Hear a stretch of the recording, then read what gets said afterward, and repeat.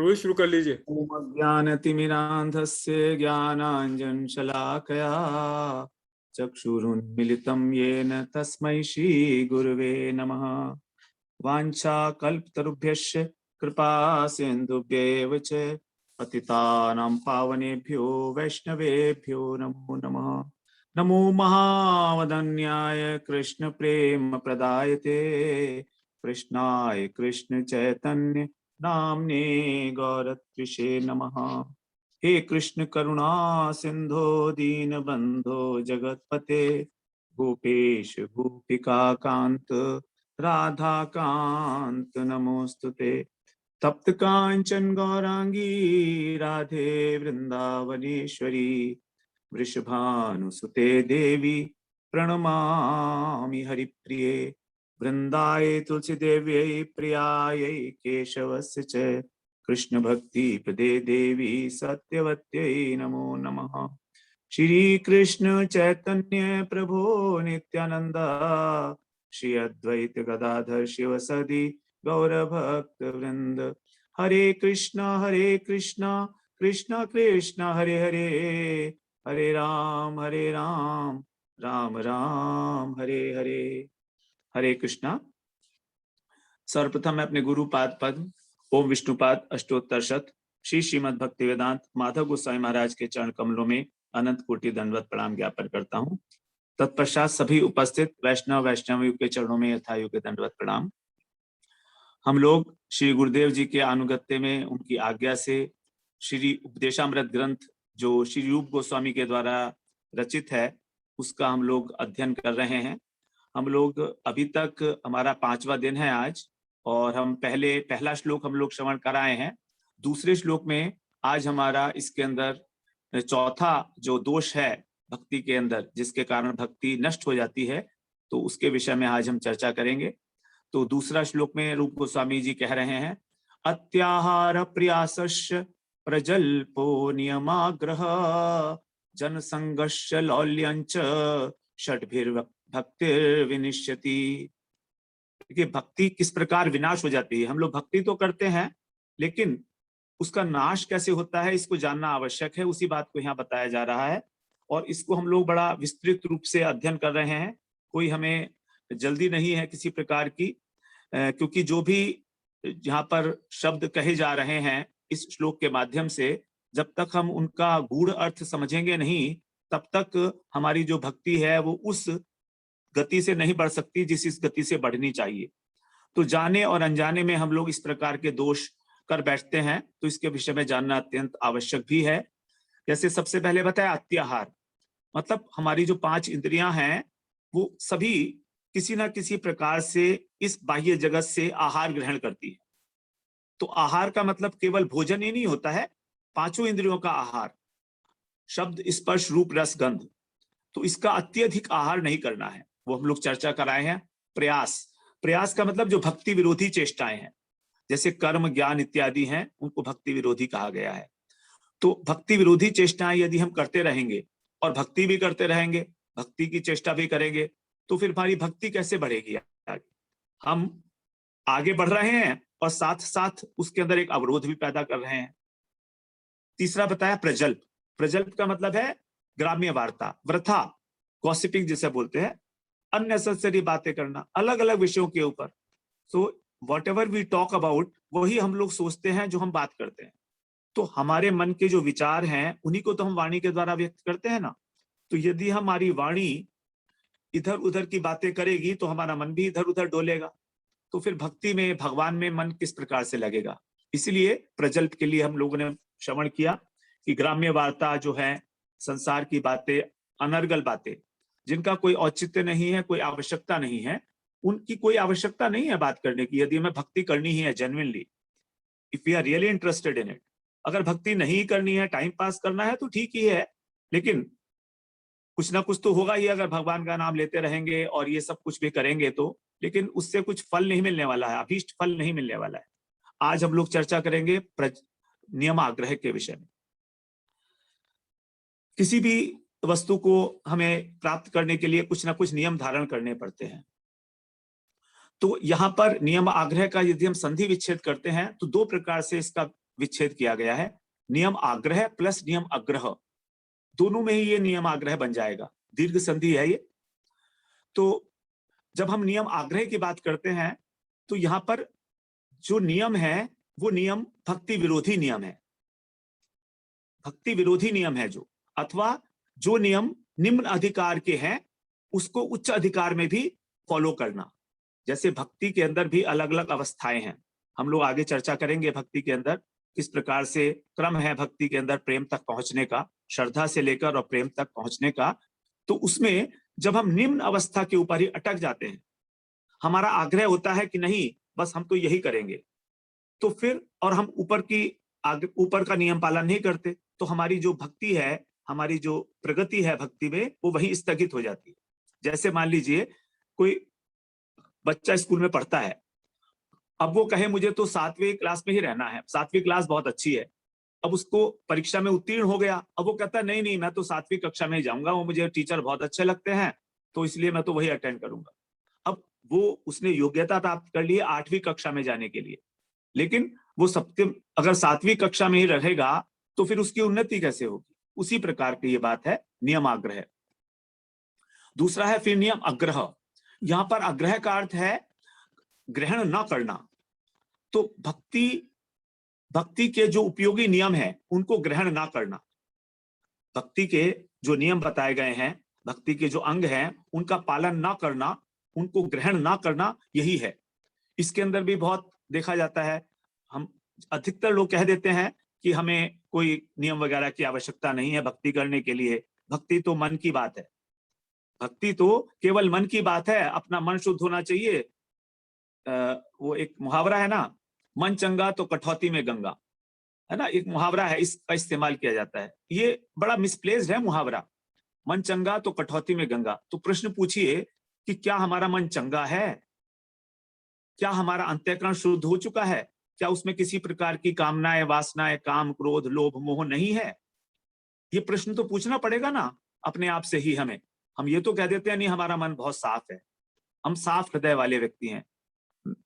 ये बिल्कुल पक्की बात है कि अगर हम साफ हृदय के व्यक्ति हैं तो कृष्ण वहां पर आकर बैठ जाएंगे, कृष्ण बैठ जाएंगे वहां पर आकर। अंतःकरण की शुद्धि के लिए ही तो ये सारे प्रयास किए जा रहे हैं। तो इस प्रकार से नियमों को ना ग्रहण करना, केवल यह कह के कि ये सब पाखंड है, ये सब बाह्य दिखावा मात्र है, ये धूर्तता है, माला फेरत जुग भया न मन का फेर, ये कबीरदास जी का जो दोहा इसको बोलते हैं कि जो लोग माला करते हैं वो माला माला करते रहते हैं, मन तो वहीं का वहीं है। फिर आगे की बात नहीं सोचते हैं, कर का मन का डारी दे, मन का फेर। तुम मन का फेरो ना, तुम अर्थात तुम निरंतर 24 घंटे भगवान के स्मरण में रहो, भगवान का स्मरण एक पल भी हमसे दूर ना हो, यही है मन का फेरना। तो जब तक इस प्रकार की अवस्था प्राप्त नहीं होती है तब तक तो हमको अपने हाथ से माला ही फेरनी पड़ेगी, क्योंकि वाणी के द्वारा जो अभ्यास किया जाएगा वो जब हम कानों के द्वारा सुनते हैं तो वही धीरे धीरे हमारे हृदय में उतरता है और हमारे मन को एकाग्र करता है, हमारे मन को एक निश्चित दिशा दे देता है। तो मन हमारा तभी उसमें रमेगा जब हमारी 2 इंद्रियां, देखिए वाणी हमारी कर्मेंद्रिय है और कान हमारा ज्ञानेंद्रिय है।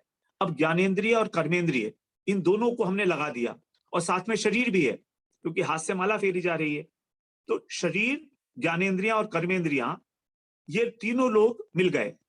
अब ये तीनों लोग मिल गए तो इनकी मेजोरिटी हो गई, मन तो बेचारा अकेला रह गया ना।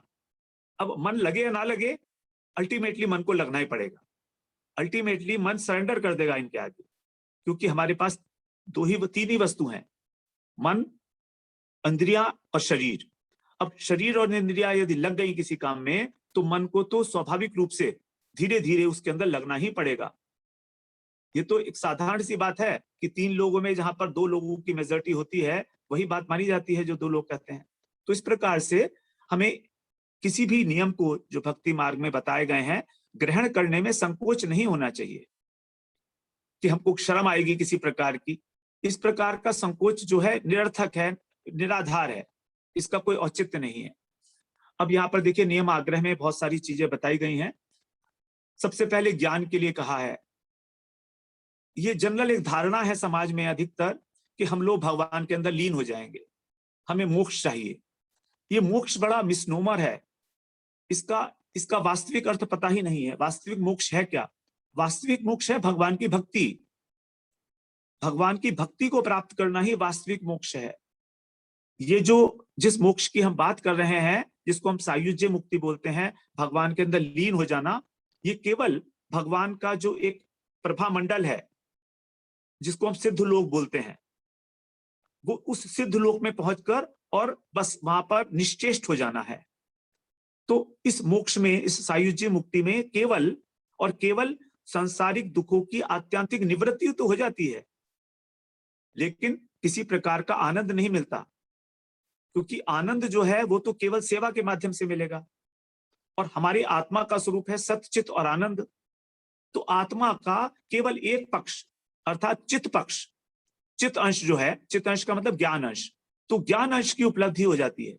आत्यंतिक दुखों की निवृत्ति हो गई, ये संसार निरर्थक है, लेकिन अभी भगवत प्राप्ति नहीं हुई, भगवत साक्षात्कार नहीं हुआ। तो इसलिए मोक्ष के प्रति आग्रह रखना, ज्ञान के प्रति ज्ञान की व्यर्थ चर्चाएं करना, अहम ब्रह्मस्मि इत्यादि की बातें करना, ये सब निरर्थक है। इस मार्ग का अवलंबन करना ही गलत है, हमारे लिए बना ही नहीं है वास्तव में ज्ञान मार्ग। जो हम गृहस्थ लोग हैं, ठीक है, यदि किसी की बचपन से ही बहुत वैराग्य है, घर छोड़ दिया है उसने, किसी प्रकार का कोई उसके अंदर इच्छा नहीं है संसार को भोगने की और वीतराग है बिल्कुल, तो उसके लिए है ज्ञान मार्ग। लेकिन भगवान ने गीता में इसकी बड़ी निंदा की है। क्लेशो अधिक तरस्तेषाम अव्यक्ता सक्त चेतसाम अव्यक्ता ही गतिर दुखम देहवद्भिर अवाप्यते। 12वें अध्याय का 5वां श्लोक है। भगवान ने कहा है कि इसमें बहुत क्लेश है इस मार्ग के अंदर। फिर दूसरा है लौकिक और परलौकिक भोग के लिए कर्मों में आसक्ति। ये तो हम लोग अधिकतर देखते ही हैं। देखिए, हमारा जो शरीर है ये बेसिकली प्रारब्ध का पिंड है।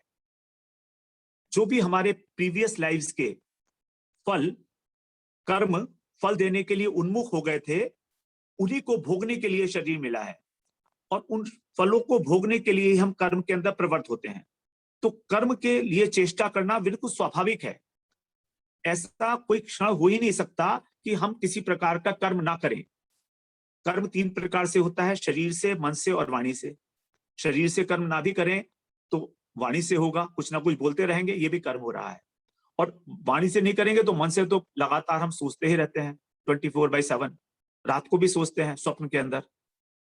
तो कभी भी एक क्षण भी हम कर्म के बिना नहीं रह सकते। तो जब कर्म करना ही है तो कर्म को क्यों ना हम एक सेवा का रूप दे दिया जाए। इस कर्म का हमको भोग करना पड़ेगा जो हम कर रहे हैं आगे आने वाले समय में। लेकिन यदि यही कर्म स्वाभाविक भगवत चेष्टा में परिवर्तित हो जाए किसी प्रकार से, तब फिर वो भगवत प्राप्ति कराने वाली हो जाती है। तो लौकिक और पारलौकिक का मतलब है इस लोक के अंदर सुख संपत्ति इत्यादि अर्जित करना। जितना आवश्यकता है उतना तो हमें चाहिए शरीर निर्वाह के लिए, इसमें कभी कोई निषेध नहीं है। लेकिन जो अनेक अनेक प्रकार के कर्मकांड किए जाते हैं, यज्ञ इत्यादि किए जाते हैं प्रतिष्ठा के लिए, मान सम्मान के लिए, अथवा स्वर्ग प्राप्ति के लिए। पारलौकिक का मतलब है स्वर्ग प्राप्ति। तो विषयों को भोगने के लिए इस जगत में और वहां पर स्वर्ग में जाकर विषयों को अतिशय रूप से भोगने के लिए जो चेष्टाएं हैं, उसमें हमारी जो आसक्ति है उसको हमें छोड़ना है। भगवान ने गीता में 2 अध्याय में बोला है कि कर्म के अंदर आसक्ति छोड़ो, कर्म के फल में भी आसक्ति छोड़ो, कर्म में भी आसक्ति छोड़ो, दोनों छोड़ो। उसके बाद फिर कर्म फल जो है मेरे को समर्पण योग्य होगा। इसी को कहा गया कर्म योग, निष्काम कर्म योग। निष्काम भगवत अर्पित निष्काम कर्म। तो यहां पर निष्कामता का मतलब है कर्म में आसक्ति का त्याग और कर्म फल में आसक्ति का त्याग, दोनों में। कुछ लोग फल में आसक्ति का त्याग कर देते हैं कि हमें कोई फल नहीं चाहिए, हम कोई कर्म कर रहे हैं, सामाजिक कर्म हम कोई कर रहे हैं, परोपकार कर रहे हैं, लोगों का बहुत उपकार कर रहे हैं, हम बड़ा दान दे रहे हैं, बड़े भंडारे कर रहे हैं, लोगों को कपड़े बांट रहे हैं, औषधियां बांट रहे हैं। ये सब अच्छी बातें हैं, इसमें कोई दुर्भावना नहीं है, मेरी किसी प्रकार की निंदा नहीं कर रहा हूं मैं। लेकिन मैं ये कह रहा हूं कि यदि हमारा उद्देश्य भगवत प्राप्ति है तब ये चीजें नगण्य है। तब, क्योंकि समय हमारे पास लिमिटेड है, या तो हम इस समाज के लिए परोपकार ही करते रहें, या हम भगवान का भजन करके और अपनी आत्मा का उद्धार करके उनकी सेवा में जा सके। समय तो लिमिटेड है ना हमारे पास, तो हमें डिसाइड करना है कि हमें क्या करना है। तो इस प्रकार के लौकिक कर्म और पारलौकिक कर्म के लिए जो चेष्टाएं की जाती हैं, उनके प्रति बड़ा आग्रह होता है, जिसको हम लोग बोलते हैं workaholism. Some people are there who are workaholic. यदि उनके पास काम नहीं होगा तो वो तड़पड़ाएंगे, छटपटाते हैं वो लोग कि हम क्या करें, हम क्या करें, हम खाली हैं, what to do, because they don't know कि जीवन का कोई और इससे ऊपर उद्देश्य भी हो सकता है, कभी जानते ही नहीं है वो। तो इसीलिए बोला गया कि हमें वर्कोहलिक नहीं बनना है। तीसरा है तत्कालिक सुख प्राप्ति के लिए सुविधावादी दृष्टिकोण अपनाना। सुविधावादी दृष्टिकोण का मतलब है शरीर को ही हमेशा ध्यान में रखना, हमेशा शरीर के लिए ही काम करते रहना कि किस प्रकार मेरे शरीर को अधिक से अधिक सुख मिले, अधिक से अधिक कंफर्ट्स मिले। जितना भजन के लिए उपयोगी है उतने कंफर्ट्स तो हमें चाहिए, हमें सब कुछ चाहिए, ऐसा नहीं है कि हमें कुछ नहीं चाहिए, लेकिन उसमें अत्यधिक आसक्ति का हो जाना कि बस जीवन का यही उद्देश्य है कि किस प्रकार मैं अपने शरीर को ज्यादा से ज्यादा सुखी कर पाऊं। तो ये जो शरीर के प्रति हमारी अत्यंत आसक्ति है, ये भक्ति के अंदर विरोधी है। हमें भक्ति के माध्यम से धीरे धीरे इस शरीर के स्तर से ऊपर उठना है, आत्मा के स्तर तक, और फिर वहां से परमार्थ के तक पहुंचना है। हम तो हमारी यात्रा शुरू होगी शरीर से, हमारी यात्रा शुरू होगी कर्म से, लेकिन हम स्टेप बाय स्टेप इससे ऊपर उठते हैं। तो जैसे जैसे हम भजन करते हैं वैसे वैसे ही हमारी जो देह के प्रति आसक्ति है वो अपने आप शिथिल होती चली जाएगी, क्योंकि इस शरीर को जो इस संसार की सुविधाओं से आनंद मिल रहा है, उससे कहीं अत्यधिक श्रेष्ठ आनंद हमको भगवत भजन करने में मिलने लगता है। जब तक हमको किसी उत्कृष्ट वस्तु की प्राप्ति नहीं होती है, हम तुच्छ वस्तु को नहीं छोड़ सकते। यदि मेरे हाथ में पत्थर है और सामने अगर हीरा पड़ा है, तो जब पत्थर को छोड़ूंगा तभी मैं हीरा ग्रहण कर सकता हूं। तो पहले हीरा मुझे दिखना चाहिए, तभी वो पत्थर मेरे हाथ से छूटेगा। तो यदि मैं चाहूं कि मैं अपने पत्थर को छोड़ दूं तो नहीं छोड़ सकता। जैसे एक बच्चा होता है तो उसको कोई अच्छा खिलौना दिखता है तो जो उसके हाथ में खिलौना है उसे छोड़कर अच्छे खिलौने के पास चला जाता, नए खिलौने के पास। Same way. नेक्स्ट चला दीजिए प्रभु जी। दूसरा आता है हमारा नियम अग्रह। यहां पर हमको उदासीन है हम भक्ति के नियमों के प्रति। ये भी एक बहुत बड़ी विडंबना है हमारे साथ। जो भक्ति के लिए नियम बताए गए हैं उनके प्रति हम लोग बड़े उदासीन रहते हैं, कभी कर लिया कभी नहीं किया। जैसे कहा गया, जिन लोगों ने दीक्षा ली हुई है स्पेशली उनके लिए है कि आप लोगों को, हम सब लोगों को भगवान का नाम जप करना है संख्या पूर्वक। एक संख्या दिन के अंदर कितना नाम जप करना है ये फिक्स करनी है। अब कुछ लोग कहते हैं नहीं, हम तो कभी 2 माला करते हैं, कभी 4 करते हैं, कभी हम 32 माला कर लेते हैं, कभी 16 माला कर लेते हैं, हम तो सारे दिन ही भगवान का नाम उच्चारण करते रहते हैं मन ही मन। तो ये सब एक उदासीनता वाली बात है। हम महत्व बुद्धि ही नहीं है हमारी इस नियम के प्रति, और नियम बड़ा आवश्यक है। आपको पता होगा कि यहाँ पर वृंदावन में, ब्रज में जो कार्तिक का महीना होता है उसमें एक नियम सेवा होती है 1 महीने की। तो उसमें एक नियम लिया जाता है, कोई भी नियम हो भक्ति से रिलेटेड, वो पूरे महीने उसको फॉलो किया जाता है। जैसे हमारे यहाँ दामोदर अष्टक का पाठ होता है, राधा कृपा कटाक्ष का पाठ होता है, अनेक अनेक प्रकार के नियम, दीप जो है दीपदान होता है। तो ये नियम है। तो नियम की ही आवश्यकता है। अपने मन को उच्छृंखल प्रवृत्ति से हटाने के लिए नियमों की अत्यंत आवश्यकता है। हमारा मन, अदरवाइज हमारा मन जो है संयमित नहीं हो सकता यदि हम कोई नियम धारण नहीं करेंगे। तो इसलिए हमें इसके प्रति उदासीन नहीं होना चाहिए। जो हमारे गुरुजी ने बताया है हमको जितना हम कर सके। अब ये तो उन्होंने बताया नहीं ना कि हमको कितनी माला करनी है, गुरुजी ने ये नहीं बताया। गुरुजी कहते हैं तुम अपने आप फिक्स करो minimum number and stick to that. अगर हमने कहा कि 8 माला करेंगे हम दिन में, तो 8 ही करो, लेकिन डेली करो। 12 बजे तक 8 माला होनी चाहिए, वरना सोएंगे नहीं, खाएंगे नहीं, करनी ही करनी है एट वॉट एवर कॉस्ट। तो इसी से पता लगता है कि हमारी भजन में कितनी निष्ठा है। क्या हम वास्तव में भजन करना चाहते हैं या केवल अपने को ठग रहे हैं भजन के माध्यम से। ये जो अपने को ठगने वाली बात है ये भक्ति मार्ग में बहुत चलती है, बहुत बहुत बहुत अधिक व्याप्त है ये। हम किसी प्रकार का कोई नियम लेने में तो हमारा मन जो है वो सफ जाता है, क्योंकि उसकी स्वतंत्रता में ठेस लगती है। किसी प्रकार का हम नियम धारण किए बिना ही और भक्ति करना चाहते हैं तो ये तो नहीं हो पाएगा इस प्रकार से। इसलिए कहा गया है श्रुति स्मृति पुराण आदि पंचरात्र विधि बना। जो श्रुतियों में पंचरात्र, रात्र का मतलब होता है ज्ञान, 5 प्रकार के जो ज्ञान है उसमें यदि हम किसी प्रकार का विधि का पालन नहीं करेंगे तो हम एकांतिकी हरे भक्ति उत्पाता एव कल्पते, उत्पात का कारण बनेगी ये भक्ति। हमारी भक्ति जो हमको भगवान का भजन करा सकती है, भगवान के पास ले जा सकती है, भगवान को वश में कर सकती है, वही भक्ति उत्पात का कारण बन जाए यदि हम इस प्रकार की एकांतिक भक्ति में तल्लीन होते हैं। एकांतिक शब्द के बहुत सारे अर्थ हैं। यहाँ पर एकांतिक का अर्थ है कि हम लोग अपने मन की मर्जी कर रहे हैं, इस प्रकार से लेंगे तभी इसका बात बनेगी। शुद्ध संप्रदाय में संकीर्णता का दोष लगाना। 4 वैष्णव संप्रदाय हैं हम जानते हैं कलयुग के अंदर।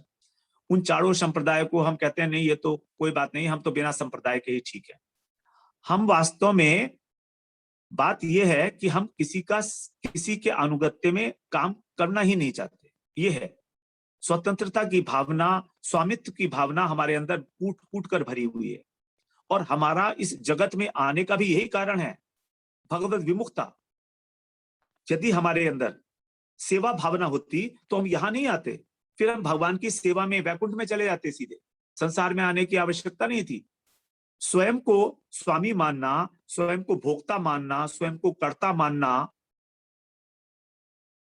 यही है हमारी समस्या। तो क्योंकि हम अपने मन की मर्जी करना चाहते हैं, इसीलिए हम लोग वैष्णवों से दूर रहना चाहते हैं कि ये लोग तो बड़े नियम पालन वगैरह करने वाले हैं, हमसे थोड़ा दूर ही रहें तो अच्छा है। हमें कोई संप्रदाय नहीं चाहिए। संप्रदाय को तो बोल देते हैं सांप्रदायिकता है, जबकि जो आजकल सांप्रदायिकता का शब्द है वो उसको बड़ा गलत अर्थों में लिया जाता है। लेकिन यहाँ पर हम बात कर रहे हैं शुद्ध वैष्णव संप्रदाय की। वैष्णव विचारधारा को ढकोसला समझना, तिलक कंठी इत्यादि का त्याग करना। तिलक नहीं लगाते हैं, कंठी नहीं धारण करते हैं। देखिए कंठी की महिमा है, तुलसी की कंठी की महिमा है कि यमराज जी ने कह रखा है कि जिसके माथे पर तिलक है और गले में कंठी है यमदूतों से कि तुम उसके पास कभी मत जाना, दूर हट, भूल के भी मत जाना, वरना तुम्हारी पिटाई हो जाएगी वहां पर।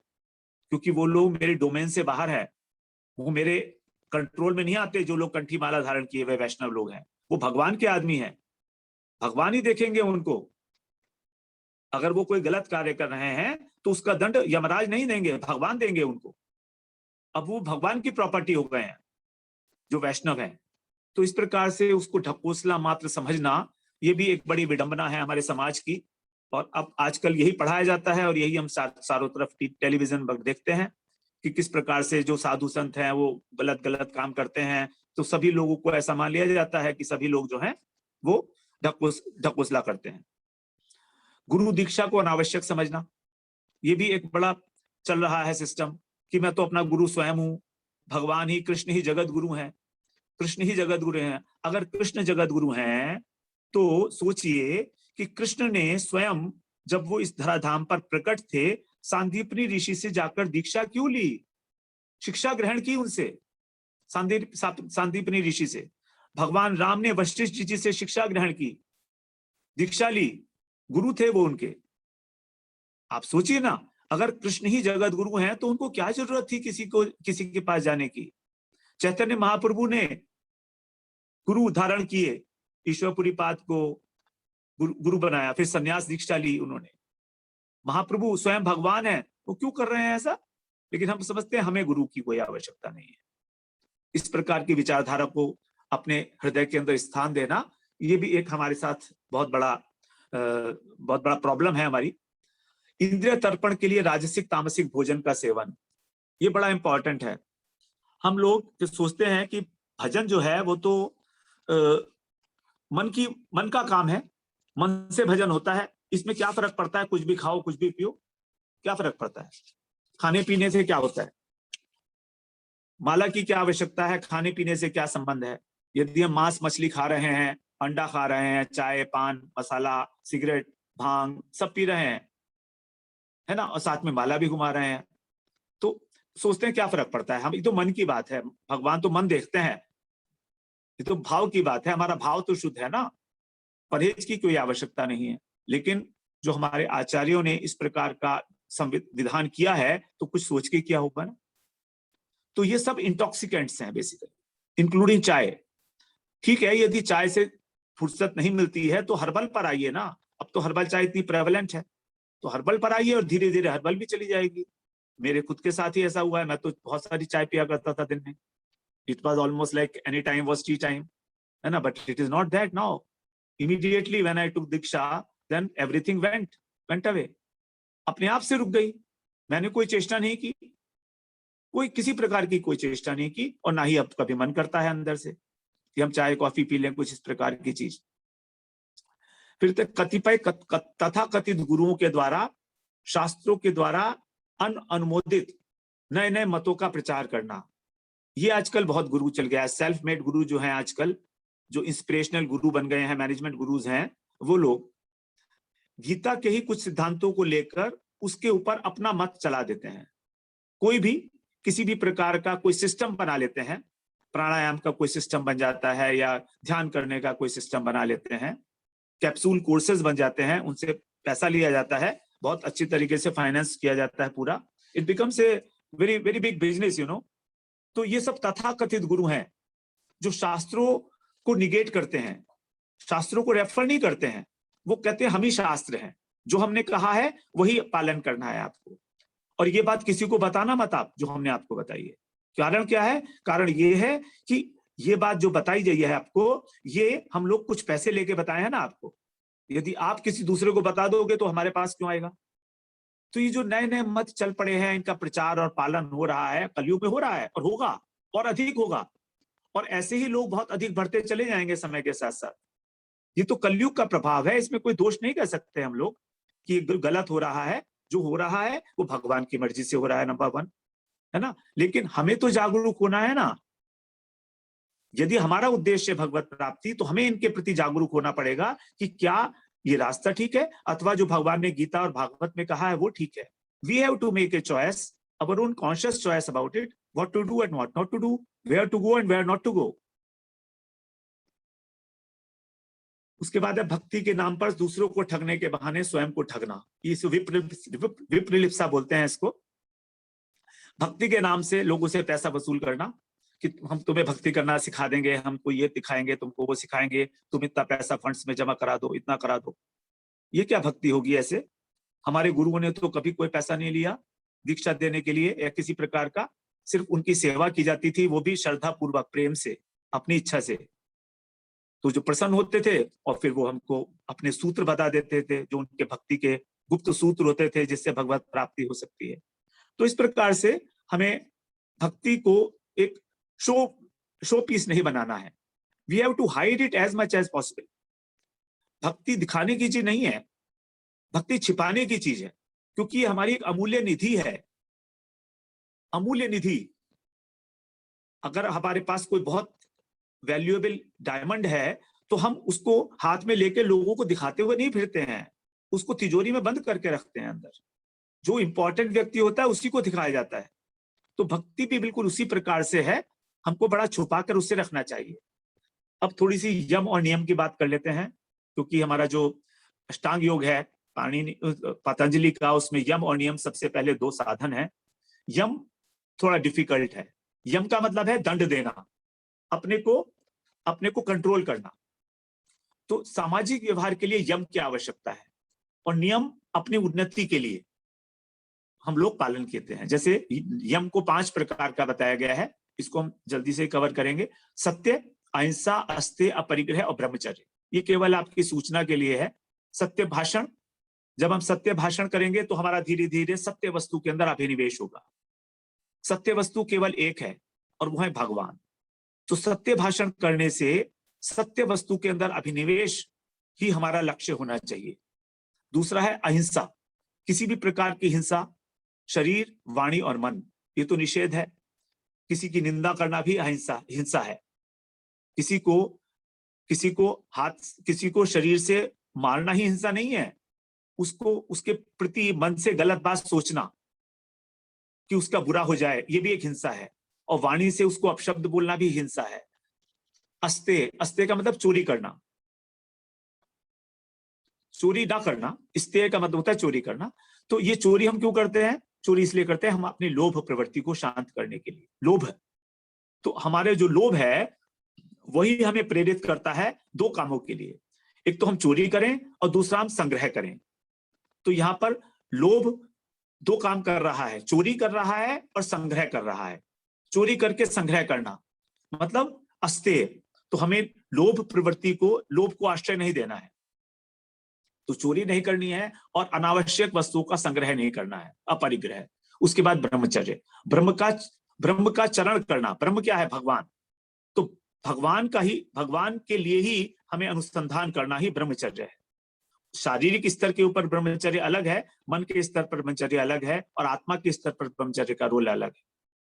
नियम जो है वो 5 प्रकार का है, इसके विषय में हम लोग आगे अभी चर्चा करते हैं। शौच माने पवित्रता, तप, स्वाध्याय, संतोष और ईश्वर प्राणिधान। आगे गुरु जी कर दीजिए। I am too fast about it, क्योंकि आप लोग जो है बिल्कुल एकाग्र चित्त से सुनिएगा, और आप यदि आपको बहुत तेज लगे तो आप हाथ खड़ा कर दीजिए, मेरे को मैसेज भेज दीजिए, थोड़ा सा स्लो होऊंगा मैं। I will try to be. तो शौच का अर्थ है पवित्रता, भीतर और बाहर की पवित्रता, शरीर की और मन की। केवल शरीर की पवित्रता से ही काम नहीं होगा। जैसे हम लोग वेस्टर्न जो कल्चर है उसमें कहा जाता है क्लीनलीनेस इज गॉडलीनेस, तो ये केवल शरीर की पवित्रता है। हमारे बाथरूम तो बहुत साफ होते हैं, देखिएगा आप, चमकते होते हैं वेस्टर्न बाथरूम। और इंडियंस के बाथरूम जो है आजकल तो ठीक है, पहले ऐसे नहीं हुआ करते थे, बड़े गंदे होते थे इंडिया के। लेकिन हमारे जो शौचालय होते थे वो घर से बाहर होते थे, घर के अंदर नहीं होते थे, अटैच्ड बाथ में, है ना। तो अब वेस्टर्न कल्चर से हम लोग अपने टॉयलेट्स को तो बहुत साफ रखते हैं, लेकिन वो टॉयलेट्स कितने ही साफ हों, पवित्र नहीं कहे जा सकते। यदि आपका टॉयलेट एयर कंडीशनड है और बिल्कुल एकदम सारी फैसिलिटीज और बहुत अच्छा इक्विप्ड है, तो भी वहां पर जाकर हम भोजन नहीं कर सकते। भोजन नहीं करेगा कोई भी व्यक्ति वहां पर। कारण क्या है? क्योंकि वो अपवित्र है। तो यहां पर केवल शौच में क्लीनलीनेस इज नॉट एनफ। हमारे हृदय की जो, मन की जो, अंतःकरण की जो पवित्रता है वो इंपॉर्टेंट है। तो अंतःकरण की जो शुद्धि है वो, तो दोनों भीतरी और बाहरी शुद्धि, स्थूल और सूक्ष्म शरीर की पवित्रता, अंतःकरण की शुद्धि, सूक्ष्म शरीर मतलब मन, बुद्धि, अहंकार और चित्त। अंतःकरण की मलिनता का कारण है हमारा आत्मा और अनात्म विवेक ना होना। हमारा शरीर और हमारी आत्मा पृथक पृथक वस्तु है, इस प्रकार का विवेक को धारण ना करना, यही है शरीर की मलिनता, अंतःकरण की मलिनता। हम इस शरीर को आत्मा बने बैठे हैं, इसीलिए इस शरीर का पोषण करने में ही सब कुछ, अपना पूरा जीवन बर्बाद कर देते हैं। आत्मा के विषय में आप जरा सोचकर देखिए, कितने लोग हैं जो सोचते हैं कि हम अपनी आत्मा का कुछ कल्याण कर लें, भाई आए हैं इस जीवन में। तो कितने लोग हैं जिनके पास इस बात को सोचने का समय है? आधा घंटा भी नहीं है, 10 मिनट भी नहीं है सोचने के लिए अपनी आत्मा के विषय में। और शरीर के लिए तो सारे दिन सुबह से शाम तक काम करते हैं ऑफिस के अंदर, 10-10 घंटे, 20-20 घंटे काम करने को तैयार है हम शरीर के लिए। क्या मिलेगा उस काम करने से हमको? केवल 2 वक्त की रोटी मिलेगी, मकान मिलेगा रहने के लिए, कपड़े मिलेंगे पहनने के लिए, बस। और क्या मिलेगा? और क्या मिलेगा? आप सोचिए ना, कुछ नहीं मिलना है। और शरीर के लिए हम इतना काम करते हैं, और आत्मा के उद्धार के लिए हम 10 मिनट भी देना चाहेंगे तो बड़ी कंजूसी से देते हैं। अरे नहीं, मेरे पास टाइम नहीं है, 1 घंटे से ज्यादा का प्रोग्राम मत रखिए, बट हमारा मन नहीं लगता है उसके अंदर, हमारा दिल नहीं लगता है, हम सुनना नहीं चाहते, हमारे कान पक जाते हैं। दिस इज, आपके साथ नहीं है, मेरे साथ भी ऐसा ही है। मैं आपको कोई उपदेश नहीं दे रहा हूं, मैं अपनी बात बता रहा हूं सारी की सारी। तो ये जो तादाद में है हमारा, शरीर को सब कुछ मान लेना, यही सबसे बड़ा हमारी ट्रेजेडी है हमारे साथ। तभी तो अनुसंधान करें कि अगर शरीर से निकल गई आत्मा तो कहां जाएंगे हम लोग। हम तो शरीर नहीं हो सकते, क्योंकि शरीर को तो जला देंगे, हम तो नहीं चल सकते। हम तो कहीं चले गए, फिर दोबारा से कोई शरीर लिया हमने। जैसे जल और शक्कर का मिश्रण है, तो शरबत बन गया। अब वो शरबत ना तो शुद्ध जल रहा और ना शक्कर रही, कोई भी नहीं रहा दोनों में से। तो इसी प्रकार से जल अलग वस्तु है, आत्मा अलग वस्तु है, और शक्कर अलग वस्तु है, शरीर अलग वस्तु है। इन दोनों का संयोग किया गया है, एक कारण है। उस कारण यह है कि शरीर के द्वारा ही इस आत्मा का उद्धार संभव है। और ये शरीर भी कौन सा शरीर? मनुष्य शरीर। देवता शरीर पशु शरीर में नहीं है संभव। उस शरीर को धारण करके हम अपनी आत्मा को भगवान से नहीं मिला सकते, भगवान की सेवा में नहीं डाल सकते, अपनी आत्मा का उद्धार पॉसिबल नहीं है। तो इस कारण से कृपा करके भगवान ने हमको ये शरीर दिया है, कृपा करके, कि हमें इसका केवल उपयोग मात्र करना है, केवल इसी को मानकर इसी की सेवा करने में नहीं लग जाना है, बल्कि ये शरीर भगवान का दिया हुआ है, उन्हीं की प्रॉपर्टी है। आत्मा भी उन्हीं की प्रॉपर्टी है, आत्मा उनका अंश है, और शरीर प्रकृति के द्वारा बनाया है। अब प्रकृति भगवान की ही शक्ति है, तो ये शरीर हमारा नहीं है, ये शरीर प्रकृति का है, इट बिलोंग्स टू प्रकृति। तो इस शरीर के द्वारा जब हम भगवान की सेवा करते हैं तो होता क्या है, हमारी आत्मा का धीरे धीरे आसक्ति भगवान के प्रति होने लगती है। हमारी आत्मा जो भगवान का अंश है, किसी कारण उनसे विमुख होकर इस संसार में आ गई, शरीर धारण कर लिया। अब पुनः इस शरीर के द्वारा भगवान की सेवा करके, मन वाणी और शरीर के द्वारा सेवा करके भगवान के प्रति प्रेम की उत्पत्ति हो जाएगी। तो ये प्रेम जो होगा, ये शरीर से प्रेम नहीं होगा, भगवान से। आत्मा जो है वो हमारी अब सक्षम हो जाएगी, बलवान हो जाएगी, पावरफुल हो जाएगी। जब उसके अंदर चिद बल मिलेगा, प्रेम मिलेगा भगवान का, जब उसके अंदर प्रेम हो जाएगा भगवान से, तभी वो भगवान की सेवा में जाएगी। यदि हमें भगवान से प्रेम नहीं है तो हम वैकुंठ जाकर क्या करेंगे, जरा सोचिए तो। वैकुंठ में भगवान हमें बुलाना चाहते हैं, ठीक है, अब हम भी जाना चाहते हैं, लेकिन हम भगवान से प्रेम नहीं करते, तो हम वहां क्या करेंगे जाकर वैकुंठ में? वो लोग धाम में जाके क्या करेंगे हम लोग? वहां पर भगवान की सेवा तो करना नहीं चाहते हम, क्योंकि उनसे प्रेम नहीं है हमको। तो उनसे किसी प्रकार प्रेम हो जाए, बस वही हमारे जीवन का लक्ष्य हो जाए केवल। इसीलिए इस शरीर को दिया गया, इसीलिए सब नियमों की आवश्यकता है। गुरुजी ने कहा कि आप नियम फॉलो करोगे तो आपको धीरे धीरे भजन करते करते भगवान से ऐसे प्रेम हो जाएगा, ये तरीका समझाया। तो शरीर में हमारे जो भोग का अभ्यास है, अपने को संतुष्ट करने की भावना, इसलिए हम लोग, ये एक रोग की भांति बताई गई है। ये बीमारी है हमारी, भवरोग जिसे बोलते हैं। हम लोग बोलते हैं ना कि भवरोग से जो पार होने के लिए हमको क्या करना है, तो भक्ति हम क्यों करते हैं? इस भवरोग को पार करने के, भवरोग को नष्ट करने के लिए।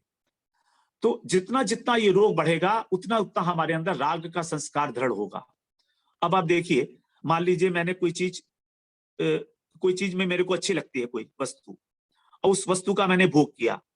रसगुल्ला लीजिए, मान लीजिए रसगुल्ला मुझे अच्छा लगा, पुराने संस्कार थे, कुछ लोगों को रसगुल्ला अच्छा लगता है, कुछ लोगों को नहीं लगता है ना, कुछ लोगों को नमकीन अच्छी लगती है, कुछ लोगों को मीठा अच्छा लगता है। तो अगर पुराने संस्कार मुझे मीठा खाने के लिए प्रवृत्त कर रहे हैं, और उन्हीं संस्कारों से प्रेरित होकर मैं दोबारा से वो मीठा खा रहा हूं, तो वो संस्कार और अधिक प्रबल हो गया, घनीभूत हो गया। अब जब अगली बार जन्म होगा तो फिर और प्रबल होगा, फिर और प्रबल होगा, तो राग मेरा बढ़ता चला जाएगा। राग का मतलब है किसी चीज में रंग जाना, तो वो राग जो है बढ़ता चला जाएगा, बढ़ता चला जाएगा। उसी प्रकार से द्वेष, राग और द्वेष दोनों साथ साथ चलते हैं। यदि आपके अंदर बहुत किसी वस्तु के प्रति स्ट्रॉन्ग लाइक्स हैं, तो किसी वस्तु के प्रति स्ट्रॉन्ग डिसलाइक्स भी होंगी। They go together, likes and dislikes they go together. राग और द्वेष दोनों का संबंध है साथ साथ का, और इन दोनों को नष्ट करना बड़ा मुश्किल है। ये दोनों ही हमारे इस जगत में आने के कारण है, और जितना जितना हम भोग अधिक करेंगे, उतना उतना हमारा राग और द्वेष बढ़ता चला जाएगा, और हमारा जो इस संसार के अंदर आवागमन है, ये और अधिक अधिक रूप से पक्का होता चला जाएगा कि बस अब तो कोई संभावना रहेगी नहीं। तो इस राग और द्वेष को कम करने के लिए ही भोग वृत्ति को थोड़ा सा हमें संकुचित करना चाहिए। इसलिए कहा गया कि जितनी आवश्यकता है उतना लो, अवश्य लो। किसी प्रकार का हमें कोई तप नहीं करना है, भूखे नहीं रहना है, गरीब नहीं रहना है, लेकिन आसक्त नहीं होना है किसी भी वस्तु के अंदर। तो राग और द्वेष को, राग होता क्यों है? राग इसलिए होता है कि जब हम रसगुल्ला खाते हैं तो हमें बड़ा आनंद का अनुभव होता है, हमें रस आता है। तो जहां पर रस है, संसार के किसी भी पदार्थ में जहां पर भी रस है, अगर हमको रस मिल रहा है, आनंद मिल रहा है, तो वहां पर हमारा राग हो जाएगा ऑटोमेटिक, बार बार हम फिर बस उसी बात को करना चाहेंगे। तो इसका मतलब क्या हुआ कि अगर हमें राग को कम करना है तो अपनी रस बुद्धि को शिथिल करना पड़ेगा। जहां पर हमारा शरीर रस ले रहा है, उसको, उस शरीर को, हमारे अपने शरीर को उस विषय से थोड़ा दूर रखना पड़ेगा, थोड़ा डिस्टेंस बनाना पड़ेगा दोनों में। जब तक डिस्टेंस नहीं होगा तब तक वो शरीर बार बार उसी विषय को ग्रहण करके और अधिक राग बढ़ाता चला जाएगा। तो जहां पर रस है वहीं पर राग है। इसीलिए कहा गया है कि जो राग और द्वेष हैं, ये दोनों, मधु और कैटभ, ये दो दैत्य थे, आपने सुना होगा नाम इनका। मधु और कैटभ नाम के दो दैत्य थे, उनका नाम सुना होगा आपने। तो ये दोनों भगवान से लड़ रहे थे। अब भगवान से लड़ रहे थे और भगवान इनको जीत नहीं पा रहे थे। देखिए, बहुत दिनों तक इनका युद्ध चला है भगवान के साथ। तो ये दोनों थे तो आसुरिक दैत्य थे, असुर प्रवृत्ति के थे। तो भगवान से खुश हो गए, लड़ते लड़ते भगवान से कहा इन्होंने कि तुम बहुत अच्छा लड़ते हो भाई। ये तो भगवान है, तो वो तो इनको छका रहे थे भगवान। तो भगवान से बोलते हैं कि तुम बहुत अच्छा लड़ते हो और हम तुमसे बहुत खुश हैं। इतना बढ़िया तुमसे लड़ाई हुई, हम दोनों की द्वंद्व युद्ध हुआ, तो अब हम तुमसे बहुत खुश हैं, तो हम तुमको कुछ वरदान देना चाहते हैं। तो मधु कैटभ ने कहा कि भगवान ने कहा क्या वरदान देना है? तो बोला हाँ। तो भगवान ने कहा अच्छा मुझे ये वरदान दीजिए आप कि मुझे ये बताइए आप दोनों की मृत्यु कैसे होगी, मेरे हाथों से आप कैसे मारे जाओगे, तरीका क्या है? भगवान इनसे पूछ रहे हैं। इसी को कहा गया है राग और द्वेष। तो भगवान बता रहे हैं कि राग और द्वेष को मारने के लिए हमें राग और द्वेष से अनुमति लेनी पड़ेगी। तो राग और द्वेष ने क्या बोला? मधु कैटभ ने क्या बोला? उन्होंने बोला कि आप, ठीक है हम समझ गए, आप भगवान हो, आप हमको छल रहे थे, लेकिन अब हमने वरदान दे दिया है तो हम आपको वर तो देंगे और अपना मरने का तरीका भी बताएंगे। तो बताते हैं अपने मरने का तरीका कि आप हमको वहां पर मारो जहां पर जल ना हो, जहां पर जल ना हो, किसी जगह पर बिल्कुल सूखी जगह होनी चाहिए, जल का एक कण भी ना हो वहां पर। कारण क्या है? क्योंकि जल जो है वो रस है, रसो हम अपसु कौनते हैं, जो भगवान ने गीता में कहा ना कि जल के अंदर में जो रस है वो मैं हूं। तो जल के अंदर रस है, जल से ही रस की उत्पत्ति होती है। तो जो रस का मतलब है आनंद, है ना? तो वो कहते हैं जहां पर रस है वहां पर हमको मारो। तो राग और द्वेष को मारने का मतलब यह है कि वहां पर उनको मारा जा सकता है जहां पर किस वस्तु में रस बुद्धि ना हो। तो संसार की जिस वस्तु के प्रति हमारी रस बुद्धि हो रही है उसको ग्रहण करने से राग और द्वेष नहीं मरने वाले, बल्कि उस वस्तु के प्रति हमें उस वस्तु को ग्रहण करना है कि जिसमें रस बुद्धि ना हो। अथवा यदि हमें मान लीजिए प्रसाद है और रसगुल्ला है, रसगुल्ला खाना ही है, तो जब हम रसगुल्ला खा रहे हैं तो उसमें तो रस आएगा। अब रस तो आ रहा है लेकिन हम उसमें रस बुद्धि नहीं रखेंगे। This decision to have a ras buddhi और नॉट टू हैव रस बुद्धि इज अवर ओन, ये हमारी चॉइस है। तो उसमें हम रस बुद्धि न रखेंगे, उसमें हम ये सोचेंगे कि देखो अच्छा रसगुल्ला है, ठीक है, it is good, very good, और भगवान ने जब इसका भोग लगाया होगा तो उन्हें कितना अच्छा लगा हो। बस ये बात सोचिएगा। अगर ये बात सोचेंगे तो आपकी रस बुद्धि तिरोहित हो जाएगी। इतना सोचने मात्र से, इतना सोचने मात्र से कि जब भगवान ने इसका भोग लगाया होगा, इस रसगुल्ले का बड़ा अच्छा है, स्वादिष्ट है, भगवान ने जब भोग लगाया होगा तो उनको बहुत अच्छा लगा होगा। तो यहाँ पर आपने उस रस बुद्धि का भगवान के प्रति समर्पण कर दिया, भगवान की प्रसन्नता को समर्पण कर दिया। तो इस प्रकार से हमें इस भोग वृत्ति का जो है संकोच करना चाहिए। आगे बताओ प्रभु जी। तप का मतलब है, तप के लिए तो कहा गया है, गीता में भगवान ने बताया है कि जिसके जीवन में तप नहीं है उसको तुम गीता का उपदेश मत देना कभी भी, क्योंकि वो समझेगा ही नहीं। तप का मतलब है जीवन में कुछ ना कुछ तप होना चाहिए। यहाँ पर तप का मतलब शरीर को सुखाना, भूखे रहना, धूप में खड़े होना, बर्फ के ऊपर चलना नहीं है, बिल्कुल भी नहीं है। भगवान ने 3 प्रकार के तप बताए हैं, हम लोग 17वें अध्याय में उसकी विस्तृत व्याख्या कराए हैं, शारीरिक, वाचिक और मानसिक। शारीरिक तप है ब्रह्मचर्य, सबसे पहले देव द्विज गुरु प्राज्ञ पूजनम, इन सब की पूजा करना। देव द्विज गुरु प्राज्ञ, भगवान की पूजा, देव का मतलब है भगवान, द्विज मतलब ब्राह्मण, गुरु और प्राज्ञ मतलब महापुरुष जो वैष्णव है, इन सब की पूजा करना भी तप है। पवित्रता भी एक तप है। मन की सरलता, आर्जव, मन की सरलता भी एक तप है। अन्यथा हमारा मन जो है इस समय बड़ा वक्र गति से चलता है, बड़ा हम लोग उल्टा सीधा सोचते हैं, बड़ा क्रिटिकल थिंकिंग है हम लोगों की। और ब्रह्मचर्य, अहिंसा, ये सब शरीर का तप कहा गया है। किसी साधक को आवाज नहीं आ रही है प्रभु जी। हरे कृष्णा, आपको आवाज आ रही है प्रभु जी? हरे कृष्णा प्रभु जी, हमें तो आवाज आ रही है। आवाज आ रही है? आप आवाज आ रही है? हाँ, आवाज आ रही है। अच्छा, किसी को आवाज नहीं आ रही है तो कारण पता नहीं है, उनसे कहें दोबारा लॉग आउट करके दोबारा करें। दोबारा कर सकते हैं वो। हाँ, फिर उसके बाद बता रहे हैं वाग्मय तप, जो वाणी का तप है। अनुद्वेग करम वाक्यम सत्यम प्रियम हितम चेयत स्वाध्याय अभ्यसनम चैव वाग्मयम तप उच्यते। अनुद्वेग करम वाक्यम, किसी के प्रति भी ऐसा वाक्य ना बोलें जो उसके हृदय को उद्वेलित करे, उसको कटु लगे, उसका हृदय चंचल हो, उसके मन में निगेटिविटी आए, इस तरह का वाक्य ना बोलें।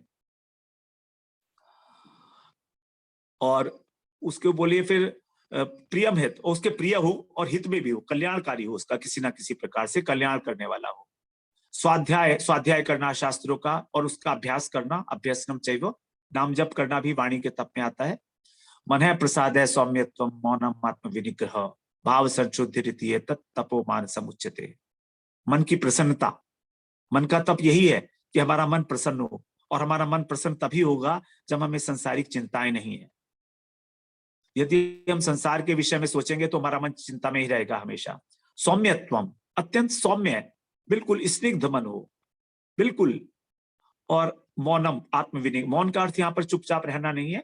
मौन का मतलब है यहाँ पर ग्राम्य वार्ता ना करना, प्रजल्प ना करना, यही मौन है। भगवान का भजन करना भी मौन है। आत्म विनिग्रह मतलब मन का संयमित करना। विनिग्रह का मतलब है विशेष रूप से निग्रह करना मन का, मतलब जब हम चाहे मन भगवान में लग जाए, जब हम चाहे मन संसार में लगे, हमारी बात माने मन, विशेष रूप से निग्रह करना। हमारे मन की हमारी बात माने मन। हम कहें कि भाई अभी देखो तुमको 1 घंटे जो है भगवान का भजन करना है, तो 1 घंटे चुपचाप बैठे रहना, बिल्कुल बोलना मत, ज्यादा इधर उधर मत भागना। तो कहे मन ठीक है, अच्छा तुम 1 घंटे मैं तुमको छूट देता हूं। तो ये हो गया हमारा मन को वश में करना। भाव संशुद्धि रीतेत, सबके प्रति अत्यंत शुद्ध भाव रखने चाहिए। सबका कल्याण किस प्रकार से हो, अधिक से अधिक कल्याण किस प्रकार से हो सबका। अपना ही कल्याण की भावना तो ठीक है, लेकिन और सबका भी, जो भी मेरे संपर्क में आते हैं, उसके हृदय को किस प्रकार से मैं भगवान की ओर आकर्षित करके उधर उन्मुख कर सकता हूं। इस प्रकार यदि हम भाव रखेंगे, उदारता का दृष्टिकोण रखेंगे, तो जीवन में एक अद्भुत आनंद की अनुभूति होती है। वो आनंद शब्दों में कहा नहीं जा सकता कि उसमें कितना सुख है ना। तो शुद्ध भाव के होने से ही एक अद्भुत आनंद हमें मिलता है। अगला सुनाई दी प्रभु जी, नेक्स्ट। स्वाध्याय करना, शौच भी हो गया, तप भी हो गया, स्वाध्याय आवश्यक है शास्त्रों का। जैसे हम लोग इस प्रकार कर रहे हैं उपदेशामृत के माध्यम से, ये स्वाध्याय ही है। एक बात को समझने की चेष्टा करना, स्वाध्ययन, मिलकर करना, गोष्ठी में करना अथवा अकेले अपने आप से करना एक ही बात है। तो स्वाध्याय करना अत्यंत आवश्यक है। हम लोग सोचते हैं कि हम तो भजन कर रहे हैं, माला कर रहे हैं, हमको ये सब उद्देश्य सुनने की क्या जरूरत है, इतना समय हम सुनेंगे, इतनी देर हम माला कर लेंगे। तो माला के अंदर जो निष्ठा पैदा होगी, जो भगवान में रुचि पैदा होगी, वो तभी तो होगी जब हमारा हृदय शुद्ध होगा। और हृदय शुद्ध होने का केवल एक ही तरीका है, भगवान की हरि कथा। उसके माध्यम से ही हमारे हृदय की जो है वो शुद्ध हो जाता है हमारा हृदय उससे। फिर भक्ति मार्ग में स्वाध्याय का अर्थ है नाम का, इष्ट मंत्र का जप करना, भक्ति अनुकूल शास्त्रों का मनन चिंतन, अर्थ चिंतन करना। जैसे हम लोगों ने भगवत गीता में कर रहे हैं, हम लोग एक एक श्लोक की बड़ी विस्तृत रूप से अर्थ चिंतन, उसका पूरी इम्प्लीकेशंस के साथ समझने की चेष्टा करते हैं हम लोग। तो ये सब स्वाध्याय के अंदर आएगा। नाम जप के द्वारा धीरे धीरे संसार की विस्मृति होगी और इष्ट वस्तु का स्फुरण होगा। जब तक हम भगवान के नाम का जप नहीं करेंगे, जप की बड़ी पावर है। देखिए, एक साधारण शब्द की कितनी पावर है। यदि हम किसी को गाली दे देंगे तो एकदम उसका क्रोध से चेहरा लाल हो जाता है। ये शब्द की पावर है, एक गाली की, एक अपशब्द की इतनी पावर है। तो जो शब्द ब्रह्म है उसकी पावर, जो कृष्ण शब्द है ये शब्द नहीं है, ये भगवान है साक्षात, ये शब्द ब्रह्म है, ये इस जगत का वर्णमाला का अक्षर नहीं है क। यहाँ पर कृष्ण में जो क और ऋ है, ये वर्णमाला के अक्षर नहीं है। ये दिखते हैं वर्णमाला के अक्षर से, लेकिन ये वैकुंठ से आए हैं, गोलोक धाम से अवतरित हुए हैं। ये कृष्ण नाम, भगवान के जो नाम है वो वर्णमाला की देन नहीं है, वो तो वैकुंठ में है, हमेशा से है वो भगवान के नाम। तो चिन्मय है। तो भगवान के नाम में और भगवान में कोई अंतर नहीं है, अभिन्न तत्व है। ये इस प्रकार की स्फूर्ति होना कि भगवान भगवान के नाम से अभिन्न है, ये स्फूर्ति होना ही वास्तव में हमारा लक्ष्य है। कि कब ऐसा होगा, जब मुझे ऐसा लगेगा कि मेरे मुंह से जो कृष्ण निकल रहा है वही कृष्ण का अवतार है। जब मैं हरि नाम करता हूं तो कृष्ण मेरी जीवा के ऊपर नृत्य करते हैं। हरे कृष्ण कृष्ण कृष्ण हरे हरे, हरे राम राम राम हरे हरे। भगवान का नित्य आविर्भाव है ये मेरी जीवा के ऊपर। एक रूपता है दोनों की, दोनों का एक ही स्वरूप है। जो काम भगवान कर सकते हैं उससे अधिक काम ही उनका नाम कर सकता है। और ये इस जगत के अंदर भी देखा जाता है, आपने देखा होगा। यदि मान लीजिए कोई ऑफिसर है, कोई गवर्नमेंट में बड़ा ऑफिसर है और उसका एक पीए है। अब वो पीए कहता है कि साहब का जो है घर पर जो है टेलीफोन लगना है। पीए अगर फोन कर देगा टेलीफोन डिपार्टमेंट में कि मैं इस ऑफिस से बोल रहा हूँ गवर्नमेंट के, साहब के घर पर फोन लगना है, तो काम हो जाएगा। और यदि साहब खुद बोलेंगे तो काम नहीं होगा। तो साहब का जो नाम है वो साहब से भी अधिक काम कर गया। जो काम साहब नहीं कर सकते वही साहब का नाम, उस डेजिग्नेशन उनका, वो काम कर गया। आप जानते ही हैं, भगवान जब राम पत्थर तैरा रहे थे, जब वहां पर लंका का पुल बन रहा था, तो सभी वानर लोग जो है पत्थर तैरा रहे थे समुद्र के ऊपर, राम का नाम लिखते थे, वो पत्थर तैरता था। भगवान राम ने भी ऐसा सोचा था कि मैं देखता हूं अपने नाम की पावर। उन्होंने राम नाम लिखा पत्थर के ऊपर, राम नाम नहीं लिखा उन्होंने पत्थर लिया और वहां पर चुटके से जाकर नदी में, जब सागर में छोड़ा तो डूब गया। हनुमान जी उधर बैठे हुए देख रहे थे, भगवान क्या कर रहे हो? भगवान पूछे कि मेरे नाम में इतनी शक्ति है, मैं सोच रहा था कि देखता हूँ मेरे हाथ से तैरेगा कि नहीं तैरेगा। हनुमान जी बोलते हैं, आप जिसको छोड़ दोगे वो तैर सकता है क्या? तो भगवान ने उसे छोड़ दिया अपने हाथ से, तो क्या तैरेगा, वो तो डूबना ही है। अगला सुनाइए प्रभु जी। आत्मतुष्टि, संतोष, ये भी एक हमारा नियम है। बाह्य वस्तुओं के संग्रह से यदि हम सोचते रहें कि मैं बड़ा पावरफुल हो गया, मैं इस शहर का बहुत बड़ा आदमी हो गया, तो फिर जो हमारी आंतरिक गरिमा है कि हम भगवान के नित्य दास हैं, हमारा जो अभिमान है कि हम भगवान के दास हैं, ये हमारा कैसे जागृत होगा? अभी तो हम बाहर की वस्तुओं के अंदर ही स्वयं को गौरवान्वित महसूस कर रहे हैं। आप सोचिए ना, बाहर की वस्तुओं से गौरवान्वित यदि हो रहे हैं, मेरे पास 3 गाड़ियां हैं, 4 मकान हैं, 10 फैक्ट्रियां हैं, 10 नौकर हैं, तो यदि यही मेरा गौरव है, यही मेरा वैभव है, तो मेरा जो आंतरिक वैभव है वो कैसे बाहर प्रकाशित होगा? और अंदर खाने आत्मा के स्तर पर हम लोग परम परम वैभवशाली हैं, क्योंकि साक्षात भगवान के धाम से, भगवान के धाम के निवासी हैं। हमें उत्तराधिकार में भगवान का धाम मिलेगा, क्योंकि हम भगवान के पुत्र हैं। हमारा वो अधिकार है, उत्तराधिकार है हमारा भगवान की संपत्ति पर। उस परम ऐश्वर्य के ऊपर, उस परम माधुर्य के ऊपर हमारा अधिकार है। तो जब हम इस तुच्छ संसार के अंदर ही वस्तुओं का संग्रह करके अपने को बहुत अधिक गौरवान्वित महसूस करेंगे, तो हम उस जगत की जो चिन्मय वस्तुएं हैं उसके प्रति किस प्रकार से गौरव का अनुभव करेंगे? एक भक्त को ये अभिमान होता है, वो कभी डरता नहीं किसी से भी, निरपेक्ष होता है। चाहे कोई बड़ा से बड़ा राजनीतिज्ञ आ जाए तो आ जाए, बैठा रहेगा बाहर, इंतजार करेगा। साधु लोग कहाँ दर्शन देते हैं? राजा लोगों तक को पहले संत जो है मना कर देते थे, नहीं मैं मिलना नहीं। चैतन्य महाप्रभु ने मना कर दिया था राजा प्रताप रुद्र से मिलने के लिए भी, कि वो विषयी हैं, जबकि वो परम भक्त थे, तो भी लोक शिक्षण के लिए फिर बाद में मिले थे। तो इस प्रकार से जब तक हम सांसारिक वस्तुओं के संग्रह में उलझे हुए हैं, तब तक वो चीज हमारे हृदय के अंदर जो शुद्ध भावना है, सेवा भावना, दास्यत्व भावना, वो जागृत नहीं हो सकती, क्योंकि हम उससे विमुख हैं, उसके पीठी किए हुए हैं, हमारी बैक है उधर, भगवत विमुख है हम और संसार सम्मुख है। तो फिर भगवान हमारे ऊपर कृपा क्यों करेंगे? और फिर हम अगर कहें कि हम पर भगवान कृपा नहीं करते, हमारे साथ तो भगवान ऐसा करते हैं वैसा करते हैं, तो ये सब बातें तो बेमानी सी है। संतोष का अर्थ है कि बाह्य वस्तुओं की इच्छा का कम होना, लेकिन अपने साधन के प्रति संतोष नहीं करना है हमको।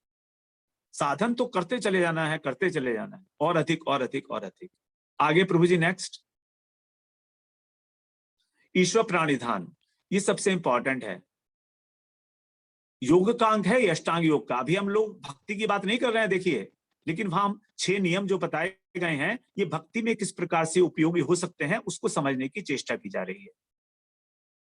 हम लोग भक्ति के अंदर यम का पालन नहीं करते हैं, क्योंकि नियम का पालन करते करते जो यम की बातें थी, सत्य, अहिंसा, अस्तेय, अपरिग्रह, ये अपने आप से आ जाएंगे, ऑटोमेटिकली इट विल कम।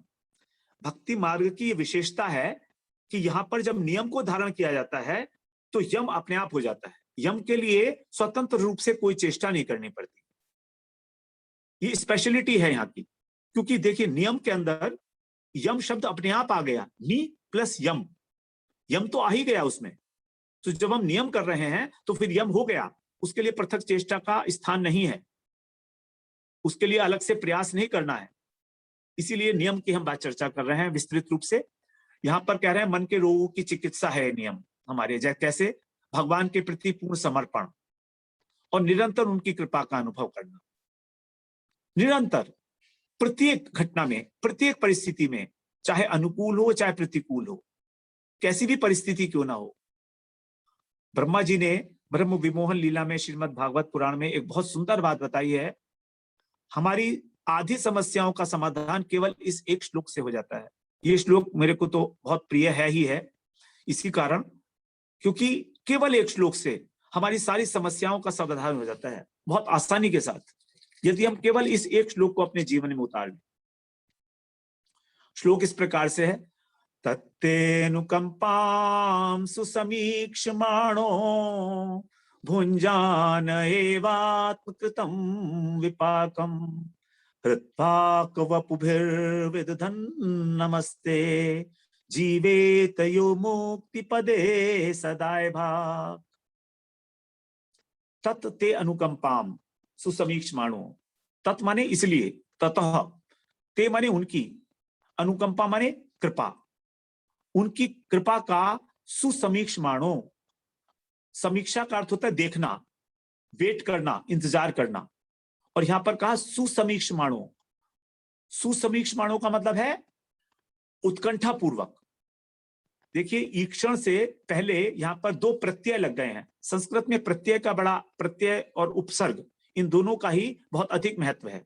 तो यहां पर 2 उपसर्ग लगे हैं, प्रत्यय तो बाद में लगता है, तो 2 उपसर्ग लगे हैं, सम और सु, ईक्षण के अंदर। तो ईक्षण का मतलब होता है देखना, किसी चीज की प्रतीक्षा करना। प्रतीक्षा में भी देखिए ईक्षण लगा हुआ है।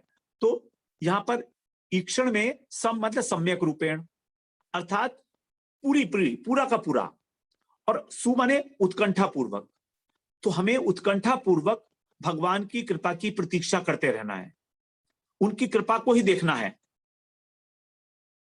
ईक्षण माने देखना, तो उनकी कृपा को ही देखना है हमको। कहां पर देखना है? भुंजान एव आत्मकृतम विपाकम। विपाकम का मतलब होता है पाप, हमारे पूर्व जन्म के जो पाप हैं उसकी ओर हमें देखना है। और कैसे देखना है? उनकी कृपा के रूप में। और उन पापों को भुंजान माने भोगते हुए, आत्मकृतम माने मेरे ही द्वारा। तो जो मैंने ही किए हुए हैं उन्हीं पापों को, जो मेरे ही विपाक हैं पुराने जन्मों के, जो मेरे पुराने जन्मों के विकर्म हैं, गलत कर्म हैं, उनका ही मैं यहां पर अब भोग कर रहा हूं। जब कभी मेरे ऊपर प्रतिकूल परिस्थिति होती है, जब कभी मेरे खिलाफ कोई बातें होती हैं, मेरा अपमान किया जाता है, मेरे पर गरीबी होती है, मेरे को रोग आते हैं, मेरा एक्सीडेंट हो जाता है, कितनी बड़ी घटना कोई ना घट जाए, कितनी बड़ी, लेकिन भगवान के जो भक्त हैं वे उसमें भी भगवान की अनुकंपा को ही देखते हैं। ते माने भक्त। तो उन भक्तों, वो भक्त जो हैं भगवान की अनुकंपा को ही देखते हैं कि कृपा है भगवान की, कि मेरे ऊपर ये बड़ी विपत्ति आई है, क्योंकि भगवान का स्मरण करते हैं वो। तो भगवान का स्मरण करना सबसे बड़ी संपत्ति है, और भगवान का विस्मरण करना सबसे बड़ी विपत्ति है। और भगवान जो भी हमारे जीवन में हो रहा है, बुरा हो रहा है, वो भी, उसके अंदर भी कृपा का अनुभव करना भगवान का, ये है भक्तों का काम। अनुकंपा भगवान की देखना। अनुकंपा का मतलब होता है अनुकंपायमान। अनु का मतलब होता है बाद में, कंपा का मतलब कांपना। यानी भगवान का, जैसे मान लो भगवान की कृपा कब होती है, जब भगवान का हृदय द्रवित हो जाता है। तो भगवान का हृदय जब द्रवित हो जाता है, ये देखकर कि ये मेरा भक्त कितनी कितनी परेशानियों से जूझ रहा है और तो भी मेरा ही नाम ले रहा है, कहीं और आश्रय नहीं ढूंढ रहा है, तो भगवान का हृदय द्रवित हो जाता है, अनुकंपा हो जाती है भगवान की। और ये अनुकंपा होने के लिए कंडीशंस क्या है, उसको आगे बताया। हृत वाक वपुभिर विदधन नमस्ते। अपने हृदय से, वाक माने वाणी से, और वपु माने शरीर से। तो हृदय का मतलब यहां पर हो गया मन। तो मन से, वाणी से और शरीर से, इन तीनों प्रकार से मेरे को समर्पित करते हुए, नमस्ते, नमः और ते। नमस्ते जो है नमः प्लस ते से बना है। तो मेरे को समर्पित करते हुए अपने हृदय को, अपने मन को, अपनी वाणी को और अपने शरीर को, पुलकित शरीर के द्वारा, गदगद वाणी से और प्रेम पूर्ण हृदय से जो मुझे आत्मसमर्पण करता है, प्रणत होकर, जो जीवेत माने जीवन धारण करता है, यो माने वह व्यक्ति, मुक्ति पदे सदाए भाग, वो मुक्ति पद का उत्तराधिकारी हो जाता है। सौ माने वह व्यक्ति, दाय भाग माने उत्तराधिकारी। मुक्ति पद मतलब वैकुंठ, भगवान का प्रेम।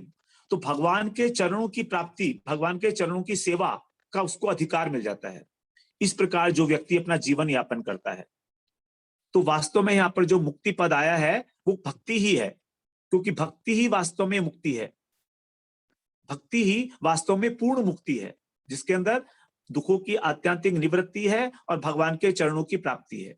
तो भगवान की कृपा देखना। अब यदि कहें कि भगवान की कृपा उसमें कैसे देखें, भाई जरा बताओ तो सही। आपने कह दिया कि मेरे ऊपर इतनी विपत्ति आ रही है, उनसे भगवान की कृपा को देखूं, कैसे देखूं मैं? तो भगवान की कृपा देखिए तीन प्रकार से हमारे पास बरस रही है, उसे हमने ढूंढना है। केवल हम जानते नहीं हैं कि भगवान हमें किस प्रकार से कृपा कर रहे हैं, इसलिए हमें कृपा नहीं मिल रही है। जब हम ये मान लेंगे, समझ लेंगे कि भगवान किस प्रकार से हम पर कृपा कर रहे हैं, तो हमें कृपा का अनुभव होने लगेगा। तो to acknowledge that particular mercy of the God is very important in life. उसको एक्नॉलेज करना अपने जीवन में प्रति क्षण। अब भगवान कृपा कैसे कर रहे हैं देखिए, तीन प्रकार से भगवान कृपा करते हैं। सबसे पहले भगवान ने शास्त्रों को प्रकाशित किया, भगवत गीता को, श्रीमद् भागवत पुराण। श्रीमद् भागवत पुराण में तो भगवान स्वयं ही प्रवेश कर लिए। जब भगवान इस धराधाम को छोड़कर जा रहे थे द्वारका के अंत में, तो उद्धव जी ने उनसे कहा कि अब कलयुग आने वाला है, आप यहीं रह जाइए, क्योंकि आपके जाने से इस धरती से जो है धर्म चला जाएगा। धरती किसकी शरण लेगी? सारे पापी, दुराचारी, अनाचारी हो जाएंगे। तो भगवान सोच में पड़ गए हैं कि क्या करूं। और वहां पर फिर जब प्रभास क्षेत्र में ये बात हो रही थी, उद्धव जी का संवाद हो रहा था भगवान से, तो वहां पर भगवान ने उद्धव जी के समक्ष श्रीमद् भागवत के अंदर प्रवेश किया। तिरोधाय प्रविष्टो अयम श्रीमद् भागवतार्णवम। तिरोधाय, भगवान ने प्रवेश करके उसमें अंतर्ध्यान हो गए भगवान। जिस प्रकार भगवान ने अपनी लीला का संवरण किया है। तो भागवत जो है भगवान का साक्षात विग्रह है, वाग्मय विग्रह है भगवान का। उसके अंदर भगवान ने स्वयं प्रवेश किया है। और गीता को कहा भगवान ने मेरा हृदय है। तो भगवान ने इन शास्त्रों को प्रकाशित किया अपने भक्तों के द्वारा। सुखदेव जी महाराज ने परीक्षित जी को भागवत सुनाई, भगवान ने स्वयं अर्जुन को उपदेश दिया गीता का। ये भगवान की सबसे बड़ी कृपा है हमारे ऊपर। नंबर 2, भागवत प्रकाशित की, गीता प्रकाशित की, लेकिन हम तो नहीं जानते ना कि उसमें क्या लिखा है। संस्कृत भाषा में है, उसका अर्थ भी समझ में नहीं आता है, क्या करें, कैसे समझें?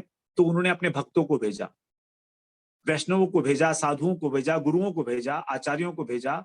उन्होंने उसकी टीकाएं लिखी, उसे समझाया, लोगों को दीक्षाएं दी, उन्हें बताया कि तुम कैसे भगवत प्राप्ति कर सकते हो, किस प्रकार ग्रंथ का अध्ययन करके, अवलोकन करके, अध्ययन करके, स्वाध्याय करके।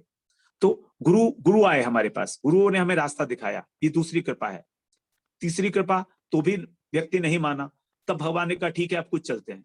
स्वयं चलकर आए, भगवान राम के रूप में आए, नरसिंह के रूप में आए, कृष्ण के रूप में आए, प्रपंच में आए। कंस को मारने के लिए कृष्ण को आने की कोई आवश्यकता नहीं थी। रावण को तो भगवान बिना वैकुंठ में ही चुटकी मार के उड़ा देते। भ्रुकुटी मात्र से तो ब्रह्मांड बन जाते हैं भगवान के, अनंत अनंत ब्रह्मांड, अनंत अनंत ब्रह्मांड संहार हो जाता है। तो क्या एक राक्षस को मारने के लिए भगवान को यहाँ आना पड़ेगा? भगवान आते हैं हमारे लिए, अपने भक्तों के लिए, अपने भक्तों का पोषण करने के लिए, अपनी कृपा का विस्तार करने के लिए, कि यदि ये मेरी नरवत लीलाएं का श्रवण करेंगे, उसके अंदर अनुरक्त होंगे, तो इनको मेरी प्राप्ति हो जाएगी। भजते तादृशी क्रीड़ा या श्रुत्वा तत्परो भवेत। भगवान मनुष्यवत व्यवहार करते हैं, आकर नरवत व्यवहार करते हैं। कृष्ण जब उनको भूख लगती है तो रोने लगते हैं माखन के लिए। आप देखिए ना, क्रोध आ जाता है उनको माँ के ऊपर, है ना, मटकी फोड़ देते हैं क्रोध के अंदर। नरवत व्यवहार है ये, लेकिन है तो वो अखिल कोटि ब्रह्मांड नायक। तो इस प्रकार का बड़ी मधुर मधुर माधुर्यमय लीलाएं करके हमारे को आकर्षित करते हैं अपनी ओर, कि इसका मन किसी प्रकार से मेरी लीलाओं में रम जाए। बस भजते तादृशी क्रीड़ा या श्रुत्वा, जिसको सुनकर तत्परो भवेत, हम भगवत परायण हो जाएं। तो ये भगवान की तीसरी अनुकंपा है।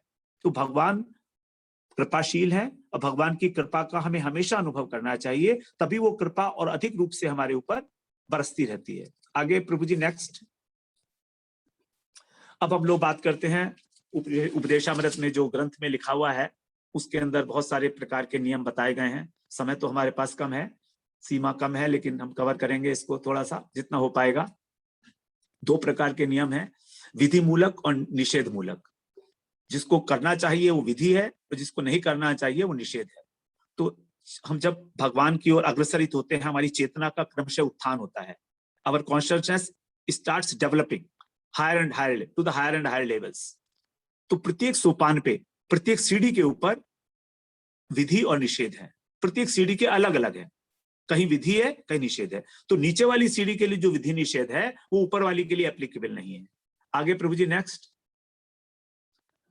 मतलब जिस सोपान पे हम अवस्थित हैं उसी के अनुरूप नियमों का पालन करना है, और यदि हम उस पर नियम पालन करेंगे तो हमें ऊपर की सीढ़ी पर चढ़ने की योग्यता प्राप्त होगी। जैसे 7वीं कक्षा को पार करके हम 8वीं कक्षा में पहुंचने के योग्य हो जाते हैं। स्वे स्वे अधिकारे या निष्ठा से गुण है परिकीर्तित है, विपर्यस्तु दोष स्यात् उभयोरेष निश्चय। अपने अपने अधिकार के अनुसार ही हमको यदि निष्ठा है तो वो गुण कहलाएगा। यदि मान लीजिए 7वीं कक्षा का बालक और 10वीं कक्षा में जाके बैठ जाएगा तो उसका अधिकार तो है नहीं, वो तो दोष है। तो 7वीं कक्षा के बालक को 7वें में ही बैठना है, लेकिन 7वीं कक्षा पार करने के बाद, उत्तीर्ण होने के बाद भी यदि वो 7वें में बैठेगा तो दोष है, उसको 8वीं में बैठना चाहिए। तो गुण दोष की व्यवस्था अधिकार के अनुसार है, वस्तु के अनुसार नहीं है। वस्तु का मतलब क्लास, कि 7वीं क्लास मुझे अच्छी है 7वीं क्लास, तो 7वीं क्लास बहुत अच्छे टीचर हैं तो मैं 7वीं में ही रहूंगा। तो ऐसी व्यवस्था नहीं है, अधिकार के अनुसार ही व्यवस्था की जाएगी गुण और दोष की। ये समझ रहे हैं आप एग्जाम्पल के माध्यम से। तो वस्तु जो है उसके अनुसार गुण और दोष की डिसीजन नहीं होगा। हमारा क्या अधिकार है, हमें क्या करना है, किस कर्म के अंदर हमें प्रवृत्त होना है, वो हमारे अधिकार के अनुसार डिसीजन होगा। मर्यादा उल्लंघन से बचने के लिए गुण दोषों का विधान किया गया है। हम मर्यादा को कई बार उल्लंघित कर जाते हैं, उसके लिए गुण और दोष जो है बताए गए हैं शास्त्रों में। नेक्स्ट प्रभु जी। तो ये जो विधि और निषेध मूलक नियम है, इनको फिर 2 प्रकार से बांटा गया है, नित्य विधि और नैमित्तिक विधि।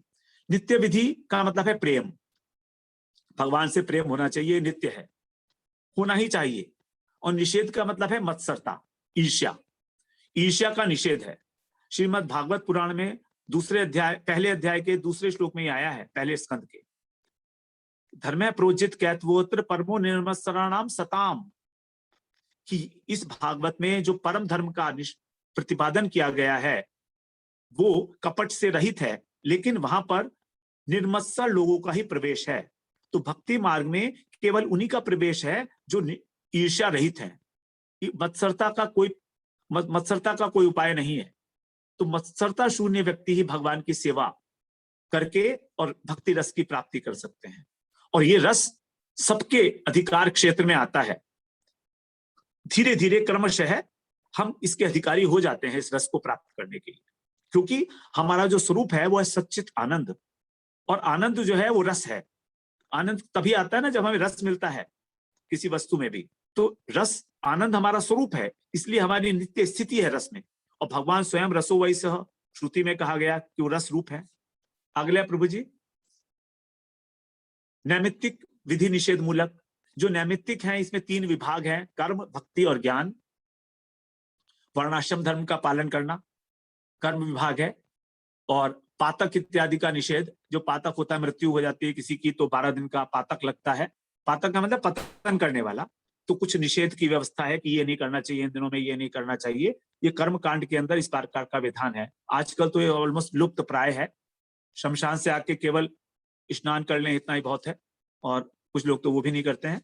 लेकिन पातक का नियम था, पहले सूतक और पातक हुआ करते थे। कर्म कांड के अंदर ये सारी चीजें बड़ी अच्छे प्रकार से बताई गई हैं। कुछ समय पहले तक, आज से 40-50 वर्ष पहले तक तो ये बहुत था। अब तो इस समय कोई इसको ध्यान रखता नहीं है किसी प्रकार से। वर्णाश्रम धर्म का बिल्कुल ही लुप्त होता चला जा रहा है धीरे धीरे। ज्ञान में वही है, ज्ञान जो विरक्ति है संसार से, इसका भी हमें जो है सत असत वस्तु का जो विवेक है, ज्ञान मार्ग है, ये विधि है। संसार से तो विरक्त होना ही है, लेकिन ज्ञान के अंगों का पालन करके नहीं होना है। और ज्ञान मार्ग में भी काम्य कर्म और विकर्म और विषयासक्ति का निषेध होता है। काम्य कर्म का मतलब है अपनी इच्छा से, हमारी अपनी इंद्रियों को पूरा करने के लिए, इच्छाओं को पूरा करने के लिए जो कार्य किए जाते हैं वो काम्य कर्म कहलाते हैं। और शास्त्रों के विपरीत कर्म को विकर्म कहते हैं, जैसे हिंसा करना, किसी की चोरी करना, ये सब विकर्म है। और विषयों में आसक्ति, इसका निषेध है। भक्ति विभाग में विधि क्या है? नवधा भक्ति के अंगों का पालन। नवधा भक्ति, श्रवण, कीर्तन, स्मरण, अर्चन, पाद सेवन, वंदन, दास्यम, आत्मनिवेदन, यही है जो भक्ति के अंग हैं। 64 अंग है भक्ति के। वैसे रूप गोस्वामी ने 64 अंग बताए हैं। उसके बाद फिर उसको 9 नवधा भक्ति बताई प्रहलाद जी ने। उसके बाद फिर 5, उसके बाद फिर 3, उसके बाद फिर 1, और 1 है नाम संकीर्तन। तो कुछ नहीं है, तो नाम संकीर्तन जो है वो सर्वश्रेष्ठ उपाय है कलयुग के अंदर। और भक्ति के अनुकूल जो विधि निषेध है कर्म और ज्ञान मार्ग में, इससे पहले वाले 2 में, वो भी जिनसे हमारी भक्ति ढकती नहीं है। जिससे भक्ति ढकती है वो वाले नहीं, जैसे अहम ब्रह्मस्मि इत्यादि है, ये नहीं। लेकिन जैसे विकर्म, काम्य कर्म और विषयासक्ति, इनका निषेध है। सत असत का विवेक है, यह आवश्यक है भक्ति के अंदर भी। तो इसकी विधि है। और निषेध का मतलब है कि जो प्रतिकूल सिद्धांत है भक्ति के, जैसे ब्रह्म जीव एक के ज्ञान, जिसकी हमने ये बात की, सायुज्य मुक्ति और विषयों के प्रति आसक्ति, इसका त्याग। नेक्स्ट प्रभु जी, चेतना के उत्थान का क्रम बताया गया है। कर्म कांड, सबसे पहले हम लोग कर्म करते हैं। तो कर्म कांड का मतलब है वैदिक कर्म जो है करना। तो अवैध जीवन जो है हमारा, उच्छृंखल प्रवृत्ति जो है व्यक्ति की, कि मैं ये भी भोग लूं, ये भी भोग लूं, इधर भी कर लूं, उधर भी कर लूं, ये जो उच्छृंखलता है जीवन की, इसको शांत करने के लिए ही कर्म बताया गया। तो प्रथम सोपान है कर्म कांड, वैदिक कर्म करना। इस सोपान पे वर्णाश्रम धर्म का पालन किया जाता है। फिर इसके बाद नेक्स्ट स्टेप आ जाता है फिर आत्म अनात्म विवेक का ज्ञान। इसके बिना नहीं होता, क्योंकि जब तक हमारा हृदय शुद्ध नहीं होगा, जब तक हमें संसार के पदार्थों से विरक्ति नहीं होगी, ये ज्ञान ठहरता नहीं है। जो आत्मज्ञान है, जो आत्म अनात्म विवेक है, ये हमारे हृदय के अंदर धारण नहीं कर पाते। इसीलिए, और जब ऐसा हो जाता है, कर्म कांड से धीरे धीरे हमारा हृदय शुद्ध हो जाता है, यज्ञ, दान, तप इत्यादि करके, तब फिर हमको उच्च सोपान में पहुंचने की योग्यता मिलती है। और यदि हम फिर भी यही काम करते रहेंगे तो हमारी उन्नति स्थगित हो जाती है। जैसे हम लोग श्रवण कर आए हैं, 7वीं कक्षा का व्यक्ति 8वीं कक्षा में उत्तीर्ण होने पर भी ना बैठे तो उसकी उन्नति नहीं होगी। अगला प्रभु जी नेक्स्ट, द्वितीय सोपान है ज्ञान कांड का। तो इसमें ज्ञान के अंदर निष्ठा है। अब कुछ लोग तो कर्म के बाद जो है ज्ञान मार्ग में चले जाते हैं, कुछ लोग डायरेक्ट भक्ति में हो जाते हैं। भक्ति के लिए कर्म कांड की, ज्ञान कांड की आवश्यकता नहीं है, वो तो हमारा स्वाभाविक, हमारा अधिकार है। तो उसके अंदर तो योग्यता केवल एक ही है, श्रद्धा भगवान के प्रति। तो यहाँ पर ज्ञान के अंदर निष्ठा रखी जाती है, ज्ञान निष्ठा है ये। और जब तक भगवान की कथाओं में रुचि ना हो जाए, तब तक इस नियम को पालन करना चाहिए, यदि ज्ञान मार्ग का अवलंबन किया जा रहा है। और श्रद्धा जो है भक्ति करने की योग्यता प्रदान करती है। ये दिस इज वेरी इंपॉर्टेंट। तावत कर्माणि कुर्वीत निर्विद्येत यावता मत कथा श्रवणाद हुआ श्रद्धा यावन्न जायते। जब तक कर्म करते रहो व्यवहार में, वर्णाश्रम धर्म अपना जो कर्तव्य पालन है, जब तक या तो इस संसार से निर्वेद ना हो जाए, निर्वेद का मतलब विरक्ति, अथवा भगवान की कथाओं में रुचि उत्पन्न ना हो जाए। तो यहाँ पर वाक का अर्थ जो है वो सकाम कम करते समय, प्रभु जी दिखाई नहीं दिया, दोबारा भेजिए क्या लिखा था आपने। में लिखा है कि सकाम कर्म करते समय सव्य जप करना और माला के ऊपर जाप, इससे क्या फर्क पड़ता है? काम कम करते हुए सभ्य कर्म करना, नहीं, सभ्य जप करना और माला के ऊपर सभ्य जप जप करना। कौन सा? सभ्य जप तो मैंने नहीं सुना कभी। और माला के ऊपर जप करना, इससे क्या फर्क है? माला के ऊपर जप करना तो गुरुजी ने बताया है, वो तो करना ही है, लेकिन ये कर्म करते हुए सभ्य जप करना, इसको मैंने कभी सुना नहीं है। सभ्य जप नाम की कोई मैंने शब्दावली नहीं सुनी है। ये क्वेश्चन आंसर में कर लेंगे जो होगा तो। हाँ, तो श्रद्धा जो है यही हमें योग्यता प्रदान करती है भक्ति के लिए। तावत कर्माणि कुर्वीत है, और भगवान के प्रति यदि हमारी कथाओं में बहुत अधिक रुचि हो जाए और हमारे संसार से भी बहुत अधिक विरक्ति नहीं है लेकिन आसक्ति भी नहीं है, तब फिर हम भक्ति मार्ग में प्रवेश कर सकते हैं।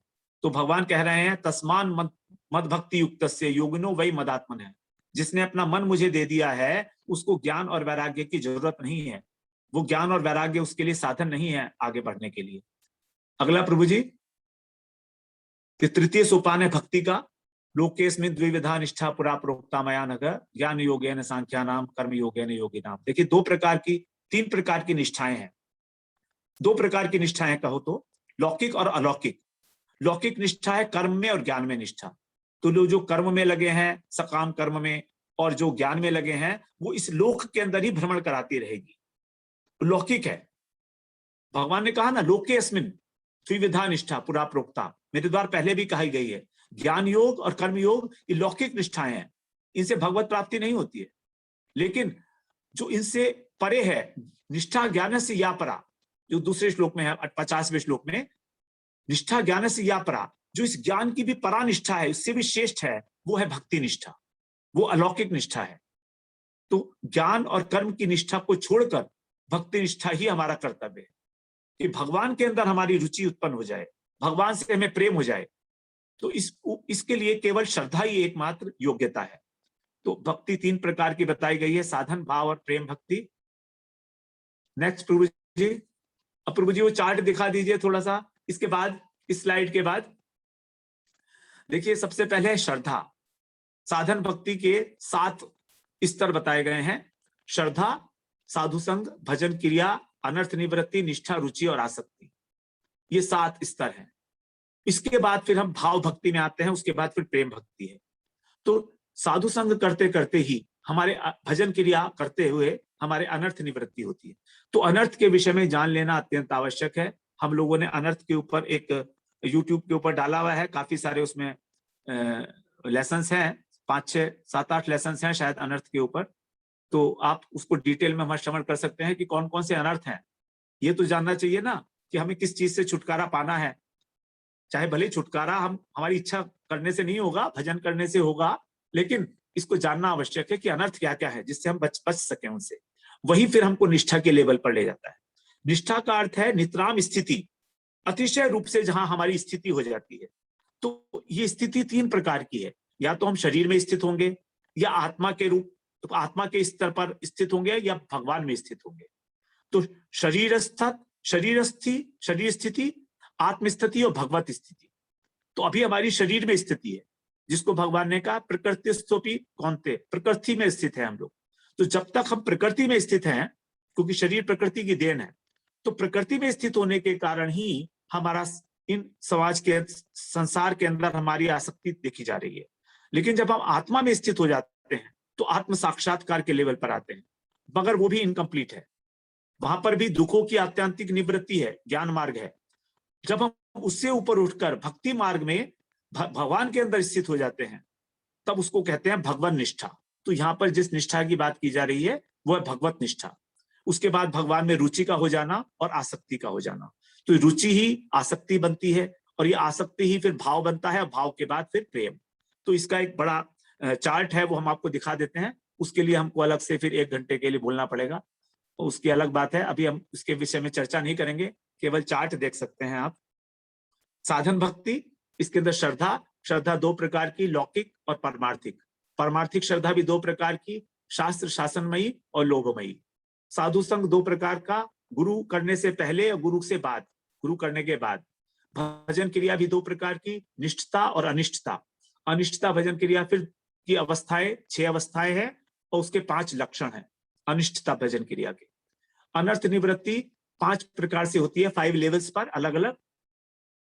निष्ठा 2 प्रकार की है, साक्षात भक्ति वर्तनी और तद अनुकूल वस्तु वर्तनी। साक्षात भक्ति वर्तनी फिर 3 प्रकार की है, कायिकी, वाचिकी और मानसिक। और लक्षण क्या है निष्ठा का, कि हम लोग भगवान का भजन करते हैं, कष्ट पूर्वक करते हैं, बड़ा कष्ट होता है, विक्षेप नहीं होता उसमें, कोई उसके अंदर गड़बड़ नहीं होती, और निरंतर करते हैं, लेकिन कष्ट बहुत होता है, मन को बड़ा कष्ट होता है। जब ये रुचि बन जाती है तो फिर कष्ट की अनुभूति नहीं होती है, निरंतरता रहती है, लेकिन बुद्धिपूर्वक किया जा रहा है। अभी जबरदस्ती किया जा रहा है मन से, बुद्धि से डिसीजन लेके कि हमें भगवान का भजन करना है। ये भी 2 प्रकार की होती है, वस्तु वैशिष्ट अपेक्षणीय और वस्तु वैशिष्ट अनपेक्षणीय। फिर यही रुचि जो है आसक्ति के रूप में बन जाती है। अब यहाँ पर भगवान का जो है निरंतरता के साथ भजन किया जा रहा है, और स्वाभाविक रूप से ये व्यक्ति आसक्ति वाला भगवान का भजन किए बिना एक पल रह ही नहीं सकता है, बिना उसके छटपटाएगा। अब जैसे किसी व्यक्ति को मान लीजिए आसक्ति है रसगुल्ले के अंदर, तो आसक्ति के लिए चोरी भी कर लेगा, जाकर कहीं से रसगुल्ला चुरा कर खा लेगा। तो ये वही स्थिति है आसक्ति वाली। इसके बाद फिर हम लोग भाव भक्ति के ऊपर पहुंचते हैं। वास्तव में भाव भक्ति ही भक्ति है। साधन भक्ति को केवल भजन क्रिया कहा गया है, वो भजन क्रिया ही हमको भाव भक्ति पर ले जाती है, और फिर हमारी प्रेम की उत्पत्ति होती है। तो इस प्रकार के नियम को हमें समझना चाहिए, और हम डायरेक्ट सोचें कि हम भगवान से प्रेम कर लेंगे, हम भगवान से भाव पूर्वक प्रेम करेंगे, ये सब कुछ होगा नहीं ऐसा। तो इस प्रकार से चेतना के उत्थान का क्रम है ये। लीला कथाओं के श्रवण कीर्तन से जैसे जैसे दोष हमारे नष्ट होते हैं, वैसे वैसे ही हमको वास्तविक वस्तु भगवत प्रेम का अनुभव होने लगता है। जैसे अंजन के द्वारा नेत्रों का दोष मिटने पर सूक्ष्म वस्तु दिखती है। और भगवान ने कहा है कि शृण्वताम स्वकथा कृष्ण पुण्य श्रवण कीर्तन है हृदयंत हिस्ट्रिय भद्राणी विधनोति सुरत सताम। हमारे जो अनर्थ हैं वो हम नष्ट नहीं कर सकते। जब हम भगवान की कथा सुनते हैं, जब उनकी महिमा का ज्ञान होता है, जब उनके नाम का हम लोग जप करते हैं, तो भगवान स्वयं हमारे हृदय में बैठकर उसको अच्छी प्रकार से अनर्थों को साफ करते हैं। ये हमारे वश में नहीं है अनर्थ साफ करने। भगवान कह रहे हृदयंत स्थो या भद्राणी, अभद्र अनर्थ को मैं साफ करता हूं। कब साफ करता हूं? जब श्रवण करते हो आप मेरी कथाओं का, जो कैसी हैं, श्रवण और कीर्तन करते हो कैसी हैं, पुण्य पवित्र करने वाली है अंतःकरण को। तो इस प्रकार से जब हमारा अंतःकरण 3 प्रकार के दोषों से रहित हो जाता है, मल विक्षेप और आवरण, इनकी विस्तृत चर्चा यहाँ पर नहीं की जा सकती है, मल विक्षेप आवरण की समय के अभाव में, कभी किसी और समय होगी। तो इस प्रकार से हम लोगों ने देखा, और यहाँ पर पहले है कि प्रत्येक सोपान के लिए श्रद्धा की अवस्था के अनुसार ही नियम है। वास्तव में श्रद्धा ही प्रेम का रूप लेती है। श्रद्धा धीरे धीरे बढ़कर निष्ठा, रुचि, आसक्ति, भाव और प्रेम में परिणत हो जाती है। तो प्रत्येक स्तर के लिए अलग अलग नियमों का बताए गए हैं, कौन कौन सा नियम है। तो एक सोपान को छोड़ेंगे दूसरे पर आगे बढ़ेंगे, और जो एक को छोड़कर दूसरे को छोड़कर सीधे प्रेम पर जाएगा या भाव पर जाएगा, तो उसका पतन हो जाता है, उसकी दुर्गति हो जाती है। सदगति नहीं होती, उसकी दुर्गति हो जाती है। तो भटकने का, पतन होने का पूरा संभावना रहती है उसमें। तो यदि पिछले सोपान के प्रति आग्रह ही नहीं छोड़ते तो आगे नहीं बढ़ पाएंगे। तो दोनों बातें हैं, हमें ओवर जंप भी नहीं करना है और वहां पर अटकना भी नहीं है। इसीलिए केवल एक ही जो है विधि निषेध है भक्ति मार्ग में, कि जिस वस्तु से भगवान का स्मरण हो वो विधि है, और जिससे विस्मरण हो वो निषेध है। बस इतना। स्मृतव्यम सततम विष्णुम विस्मृतव्यो न चातुतित सर्वे विधि निषेधाश्च एतयोरेव किंकरहा। विधि और निषेध इस बात के किंकर हैं, इस बात के अनुगत्य हैं, कि अनुगत्य में है कि भगवान का निरंतर स्मरण हो, वही विधि है, कोई भी हो विधि। और कहां तक देखेंगे कितनी विधि, ये ठीक है, करें नहीं करें, करें नहीं करें। द क्वेश्चन अराइजेज नो कि हम करें या नहीं करें। तो यदि भगवान का स्मरण हो रहा है तो करो, विधि है। नहीं हो रहा है, भगवान से दूर करने वाला है, तो निषेध कर दो। यही नियम है, यही निषेध है। अनन्य शरणागत भक्तों का लक्षण। ये अंतिम स्लाइड है ना प्रभु जी? ये लास्ट स्लाइड है। हाँ ठीक है। तो भगवान ने गीता में कहा ही है, सततम कीर्तयन्तो माम यतन्तश्च दृढ़वता नमस्यन्तश्च माम भक्त्या नित्य युक्ता उपासते। निरंतर मेरा भजन करना है, यही है अनन्य शरणागत भक्तों का लक्षण। और वो क्या करते हैं, अगर उनको मुक्ति दी जाए तो भी वो ग्रहण नहीं करते हैं। दीयमानम निग्रहणन्ति बिना मत सेवनम जनः। वैकुंठ में भी अगर उनको स्थान दिया जाए, सालोक्य, साष्टी, सामीप्य और सारूप्य, वैकुंठीय मुक्ति है 4। और सायुज्य जो है एकत्वम, ये सायुज्य है, इसकी बात नहीं कर रहे हैं हम। तो वैकुंठीय मुक्ति दी जाए तो भी वो ग्रहण नहीं करते, क्योंकि मेरे सेवा करना चाहते हैं, मत सेवनम बिना, अर्थात वो मेरी शुद्ध भक्ति करना चाहते हैं। तो अब मोक्ष की भी अपेक्षा न रखकर वो प्रीति के साथ कृष्ण का कीर्तन और कृष्ण के स्मरण में ही तन्मय रहते हैं। उनके लिए किसी प्रकार की मर्यादा नहीं है। जो इस स्थिति को प्राप्त हैं, जो प्रेम की स्थिति, भाव की स्थिति में आ गए हैं भक्त, साधन भक्ति से ऊपर, उनके लिए कोई मर्यादा नहीं है। वो सभी विधि निषेध से परे हैं, क्योंकि वो भगवान के प्रेम में निमग्न है।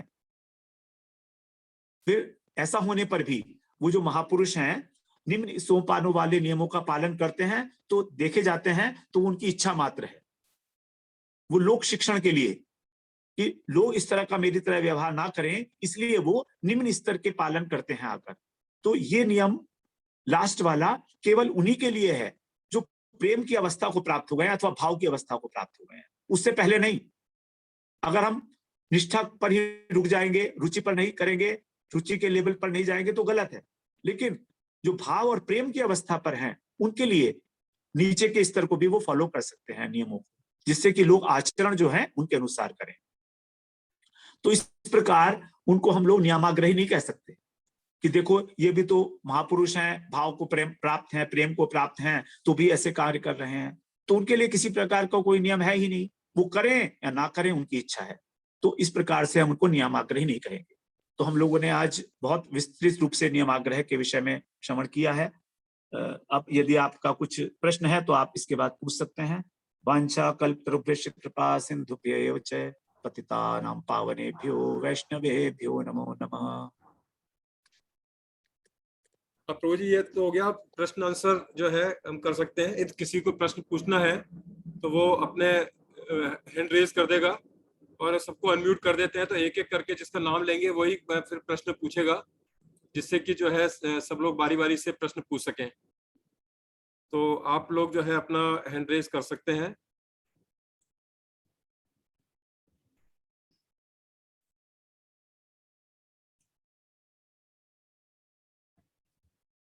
ये राधा दीदी ने जो है हैंड रेज किया है, वो अपना प्रश्न पूछना चाहे तो पूछ सकती हैं। अपने को अनम्यूट कर लें और प्रश्न पूछें।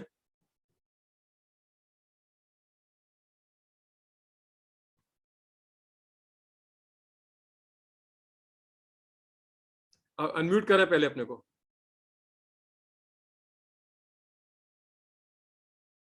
एक मिनट।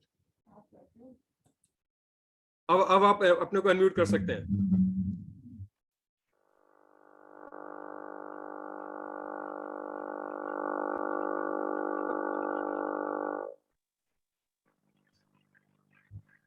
अब बोलिए, आप अनम्यूट आपको आपने कर लिया अपने को, अब बोलिए।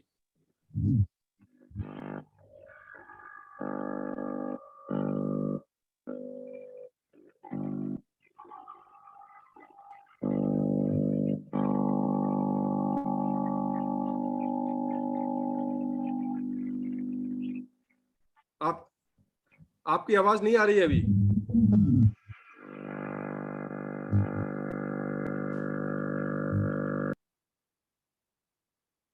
आप अनम्यूट है, पहले अनम्यूट करें अपने को, अनम्यूट करें। हाँ, नहीं अभी भी आपकी आवाज नहीं आ रही है।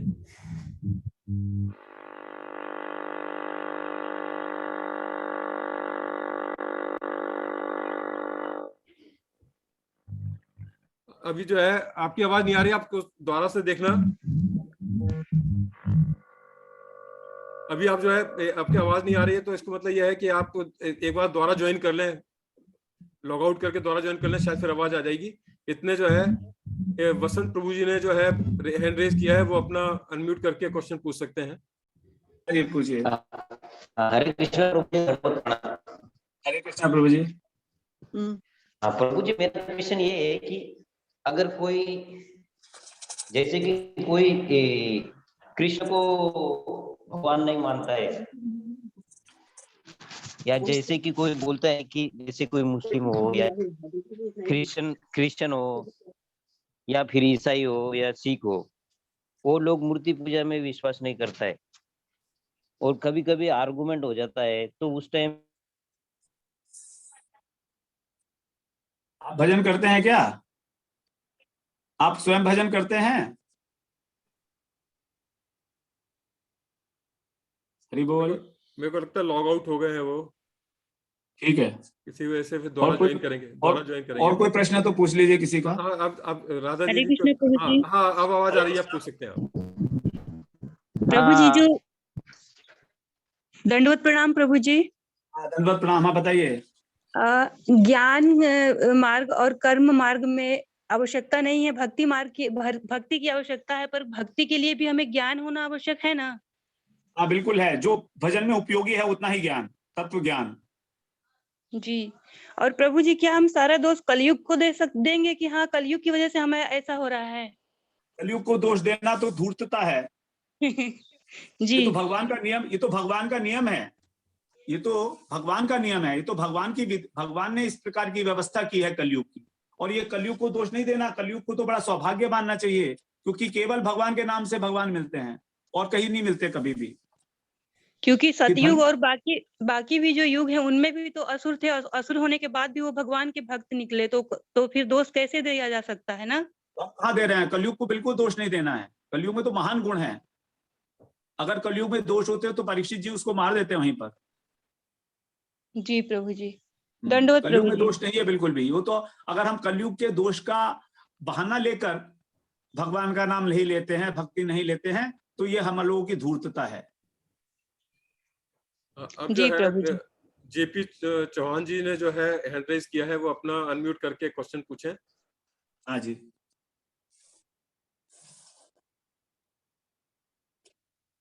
जेपी चौहान जी। हरे कृष्णा। हरे कृष्णा प्रभु जी। दंडवत प्रभु जी, दंडवत। दंडवत प्रणाम प्रभु जी। प्रभु जी, आप क्या पहले प्रोफेसर थे क्या? नहीं प्रभु जी, मैं तो प्रोफेसर नहीं था। क्यों? क्योंकि आपका जो समझाना इतना तो हमने कभी स्कूल के टीचरों और प्रोफेसर भी नहीं समझाते थे जितना अच्छा आप समझाते हैं हमें। जय हो प्रभु जी। और आप, हमारे तो बाप दादाओं ने भी कभी गीता नहीं पढ़ी होगी और ना ही हमारा कभी इनमें इंटरेस्ट होगा, लेकिन आपका जो ये पढ़ाना और इतना लगन से समझाना, एक जो आजकल एक नॉर्मल टीचर भी अगर लेगा तो उसके पता नहीं कितने चार्ज करेगा, और आप अपना इतना कीमती वक्त हमें दे के हमें इस मार्ग पे लाने की कोशिश कर रहे हैं। नहीं प्रभु जी, हम बहुत आपके आभारी हैं प्रभु जी, हम बहुत आपकी जय हो जी। आप क्योंकि हमने तो आज तक अपने कोर्स की पूरी किताबें भी नहीं पढ़ी। हाँ जी, है ना प्रभु जी, लेकिन मैं गीता पाठशाला में के ग्रुप में ही हूँ। हाँ जी, हाँ जी। तो प्रभु जी, आप 18वां अध्याय चल रहा है हमारा उसमें। हाँ जी, हाँ जी। तो प्रभु जी, एक एक श्लोक तो इतना हृदय में हो रहा है, चाहे भले ही हम समझ ना पाए, कम से कम ये सुकृति तो बने कि हमारी ये गीता, हमने एक जीवन में एक गीता पढ़ी, हमने समझी थोड़ी बहुत। बहुत बड़ी बात है प्रभु जी, बहुत बड़ी प्रभु जी। और ये आपके माध्यम से हुआ है प्रभु जी, नहीं तो हम तो त्रिगुण सदगुण रजगुण ये तो कभी जान ही नहीं पाते। प्रभु जी, गुरु जी का सब कृपा है उनकी। प्रभु जी, आपका बहुत आभारी हैं, आप अपना कीमती वक्त हमें दे रहे हैं, क्योंकि जब किसी व्यक्ति को एक फार्मूला पता चल जाए कि मैं रिच कैसे होगा, तो मुझे दूसरे को बताने की क्या जरूरत है, अपने आप ही कर लूंगा। मैं अपना लेकिन मेरा मन करता है सारे लोग धनवान हो जाएं।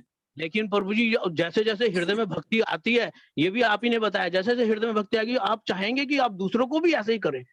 हाँ जी, हाँ जी प्रभु जी, ये आपकी बहुत ही बड़ी सेवा है। आपको मैं बहुत आभारी हूँ प्रभु जी, बहुत आभारी हूँ। हरे कृष्णा प्रभु जी। अब अमृता राठौर जी ने जो है हैंड रेज किया है, वो अपने को अनम्यूट करके अपने क्वेश्चन पूछ सकते हैं। जी प्रभु जी, धन्यवाद। हाँ, धन्यवाद। हरे कृष्णा प्रभु जी। हाँ जी, हरे कृष्णा। दंडवत प्रणाम।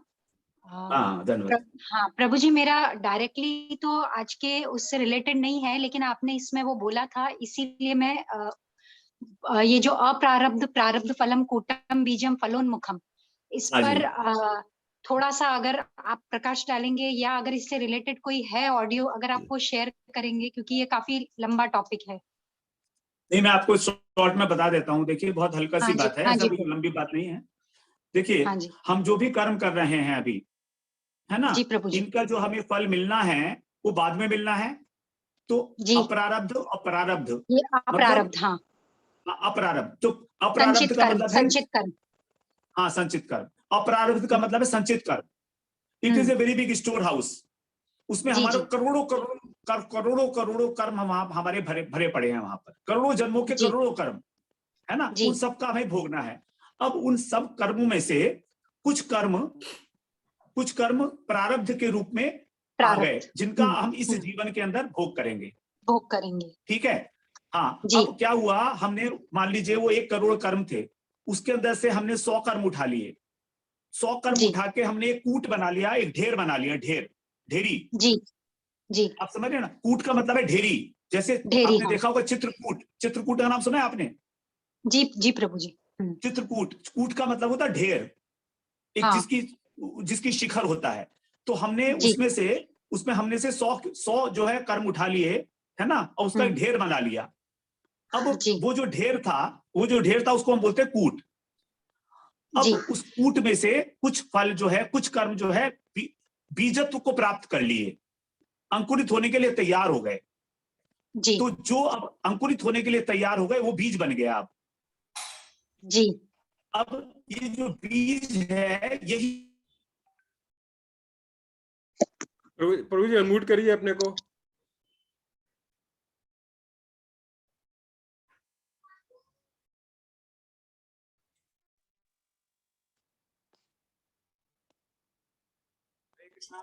प्रभु जी बोलिए, अनम्यूट हो गए आप। अभी आ रही है आवाज? हाँ आ रही है। अच्छा ठीक है, एक्चुअली टेलीफोन आ गया था एक ना। हाँ ठीक है।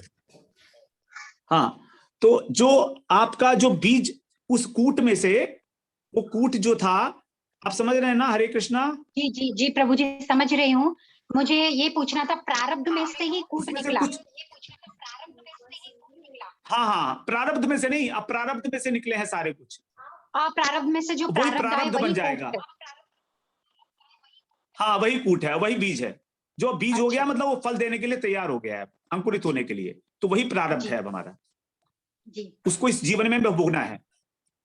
जी प्रारब्ध फलम कूटम बीजम फलोन्मुखम, जो आप अपना फल देने को तैयार है, तैयार हो गए हैं। हाँ बिल्कुल, जी इस जी जीवन प्रभु में जी, जो अपना फल देने के लिए तैयार है। जी प्रभु जी, धन्यवाद प्रभु जी। और किसी को कोई क्वेश्चन पूछना है तो अपना हैंड रेज कर दें, नहीं तो अदरवाइज अभी और किसी का कोई क्वेश्चन नहीं है, अपने को अनम्यूट करके पूछ सकते हैं हैंड रेज करके। प्रभु जी और किसी का भी क्वेश्चन नहीं है? हरे कृष्णा प्रभु जी। ये हरे कृष्णा। ये पूछे, अब पूछिए। हाँ जी प्रभु जी, जैसे दंडवत प्रणाम प्रभु जी। जैसे अभी बताया कि ऐसे हमें वो बीज बन गए और हमें उसका फल भोगने के लिए है, तो मतलब अगर हम नाम जपेंगे तो फिर उनसे हम छूट सकते हैं? नहीं, देखिए, आप देखिए, एक मिनट, नाम जपने से हम फल भोगने से नहीं छूटते हैं, बल्कि हमारे अंदर उस फल को भोगने के लिए जो आवश्यक सामर्थ्य है वो उत्पन्न हो जाती है। ओके। अब जब भी हम कोई कर्म भोगते हैं तो हम 2 प्रकार से भोग सकते हैं। यदि मान लीजिए मेरे साथ कुछ प्रतिकूल घटना घटी, मेरा किसी ने अपमान किया, तो उसको उस अपमान को उस अपमान को भोगने के लिए मेरे पास 2 उपाय हैं। एक तो उपाय यह है कि मैं उसको दोबारा से उसका अपमान करूं, उसको गाली दूं, प्रतिकार करूं, उसका कुछ बुरा चाहूं, और दूसरा यह है हाथ जोड़कर स्वीकार करके उसको भोग लूं। ओके। अब यदि आप हाथ जोड़कर स्वीकार करके भोग लेंगे तो फिर आपका नया कर्म नहीं बना, आप बच गए ना। हाँ जी, आप बच गए आगे के कर्म से, आपने उसको भगवान की कृपा समझा, तत्ते अनुकंपाम सुसमीक्षमाणु। लेकिन यदि आपने उसको प्रतिकार किया, उसको गाली दे दी, या उसकी हिंसा की, उसके बारे में गलत सोचा, तो आपने एक नया कर्म पैदा कर लिया और फिर आप उसका फल भोगना पड़ेगा आपको। ठीक है, तो इसका मतलब प्रभु जी, चलो हम मतलब 90% में तो हम सह लेते हैं, बट कोई सिचुएशन मान लो ऐसी हो तो भगवान भी तो कहते हैं कि अन्याय को सहना नहीं चाहिए। नहीं, भगवान कुछ नहीं कहते हैं, ये सारी हमारी मान्यताएं हैं। भगवान कुछ नहीं कहते हैं, हाँ, ये सब नहीं। और अगर अन्याय को नहीं सहना चाहिए वो अलग बात है। देखिए भगवान ने अर्जुन को भी तो युद्ध में प्रेरित किया ना। हाँ जी। तो लेकिन अर्जुन ने सब लोगों को मारा, मगर उसको पाप क्यों नहीं लगा? कारण ये था कि अर्जुन को मारने के बाद भी ना तो कर्तापन का अभिमान था, ना भोक्तापन का अभिमान था। वो नहीं मार रहा था, वो तो भगवान की आज्ञा का पालन मात्र कर रहा था। तो मारने, किसी व्यक्ति को मारने के बाद उसको किसी प्रकार का कोई आनंद, कोई प्रसन्नता नहीं मिल रही थी कि अरे चलो अब अच्छा मर गए मेरे दुश्मन लोग, अब मैं राज्य करूंगा। ये बिल्कुल इच्छा नहीं थी अर्जुन की। हाँ जी, हाँ जी। उन्होंने कहा करिष्य वचनम तव, मैं तुम्हारे इच्छा को पूरा करूंगा, भगवान की इच्छा को पूरा करूंगा। तो अर्जुन ने केवल भगवान की इच्छा मात्र पूरी की, निमित्त मात्रम भव सव्यचाचन, भगवान के हाथों की कठपुतली बनकर। हाँ जी। तो इसके लिए उसका कर्म नहीं बना आगे, न उसके सामने तो हाँ नहीं, उसके सामने तो प्रभु जी साक्षात भगवान थे, तो उसने वचन मान लिए। हमें तो इस पता नहीं चलेगा ना। तो आपके सामने भी भगवान है साक्षात। आप अपने कर्तापन के ईमान को छोड़ दीजिए, भगवान को समर्पित कर दीजिए, बस तब आप कर्म करिए कोई भी। तो आपसे कोई गलत काम होगा ही नहीं, नंबर 1 है ना, कोई गलत काम हो ही नहीं सकता, है ना। और दूसरी बात, यदि कोई आपको कुछ अन्याय कर भी रहा है तो आप उसको सहन करेंगे आराम से, भगवान की कृपा मानकर। यानी कि हर परिस्थिति में हमें सहन ही करना है, हर परिस्थिति सहन ही करना है, प्रतिकार नहीं करना है। हरिदास ठाकुर ने, उनको 22 बाजार में मारा गया था, आपको पता होगा। हाँ जी, हाँ जी। तो भी उन्होंने प्रतिकार नहीं किया, बल्कि जो मारने वाले थे उनसे पूछ रहे हैं कि तुम्हारा कोई तुम ठीक तो हो, तुम्हें कोई दिक्कत तो नहीं है। ये हालत। तो कैसा एग्जाम्पल प्रस्तुत कर रहे हैं हमारे आगे। ओके, यानी कि हर परिस्थिति को हमें सहन ही करना है, प्रतिकार नहीं करना है, और प्रसन्नता पूर्वक। ओके, भगवान का उसको भगवान की कृपा मानकर कि चलो अच्छा हुआ, मेरा एक पाप तो छूट गया।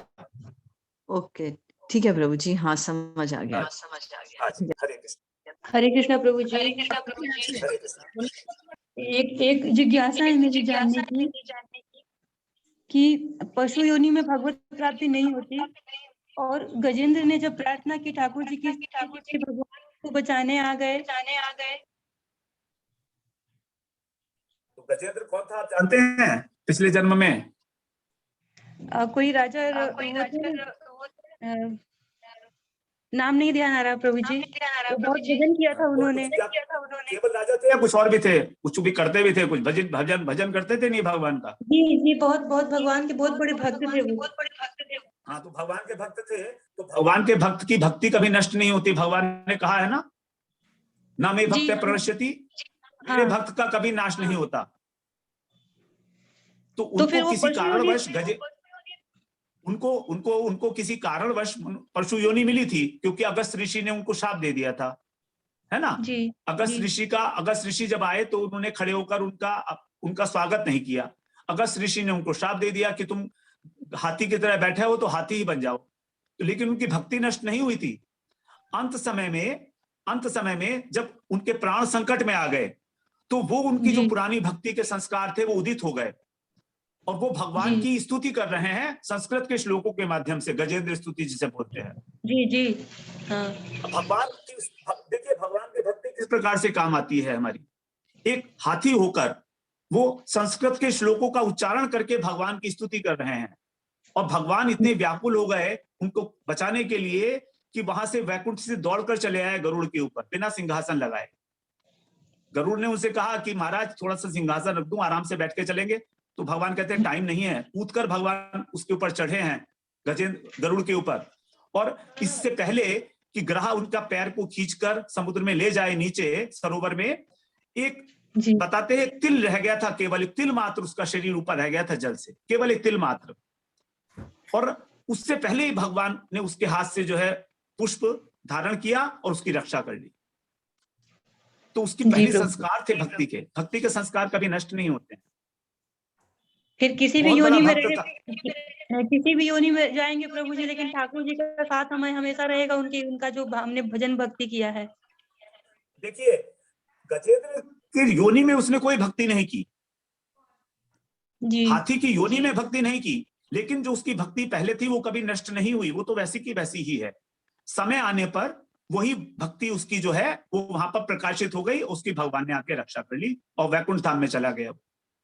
जी प्रभु जी, आ गया, समझ में आ गया। दंडवत प्रभु जी। धन्यवाद प्रभु जी। अभी और कोई किसी का क्वेश्चन है तो पूछ सकते हैं, अदरवाइज 1.25 घंटे हो रहे हैं तो हम इस प्रोग्राम को बंद कर सकते हैं। प्रभु जी, और किसी का भी क्वेश्चन नहीं है, किसी ने हैंड रेज नहीं किया है? ठीक है प्रभु जी, सब लोगों का बहुत बहुत धन्यवाद। आप सब लोग इसी प्रकार से जुड़े रहे। हम लोग अगली बार जनसंघ और लॉलियांश के बारे में बात करेंगे, चर्चा करेंगे। तो नेक्स्ट संडे हम लोग फिर मिलते हैं। हरे कृष्णा। मैं आप सबकी तरफ से जो है अजय प्रभु जी को धन्यवाद देता हूँ कि उन्होंने जो है इतना अच्छा हम लोगों को। थैंक यू सो मच प्रभु जी, दंडवत प्रणाम। बहुत बहुत धन्यवाद प्रभु जी आपका। दंडवत प्रणाम।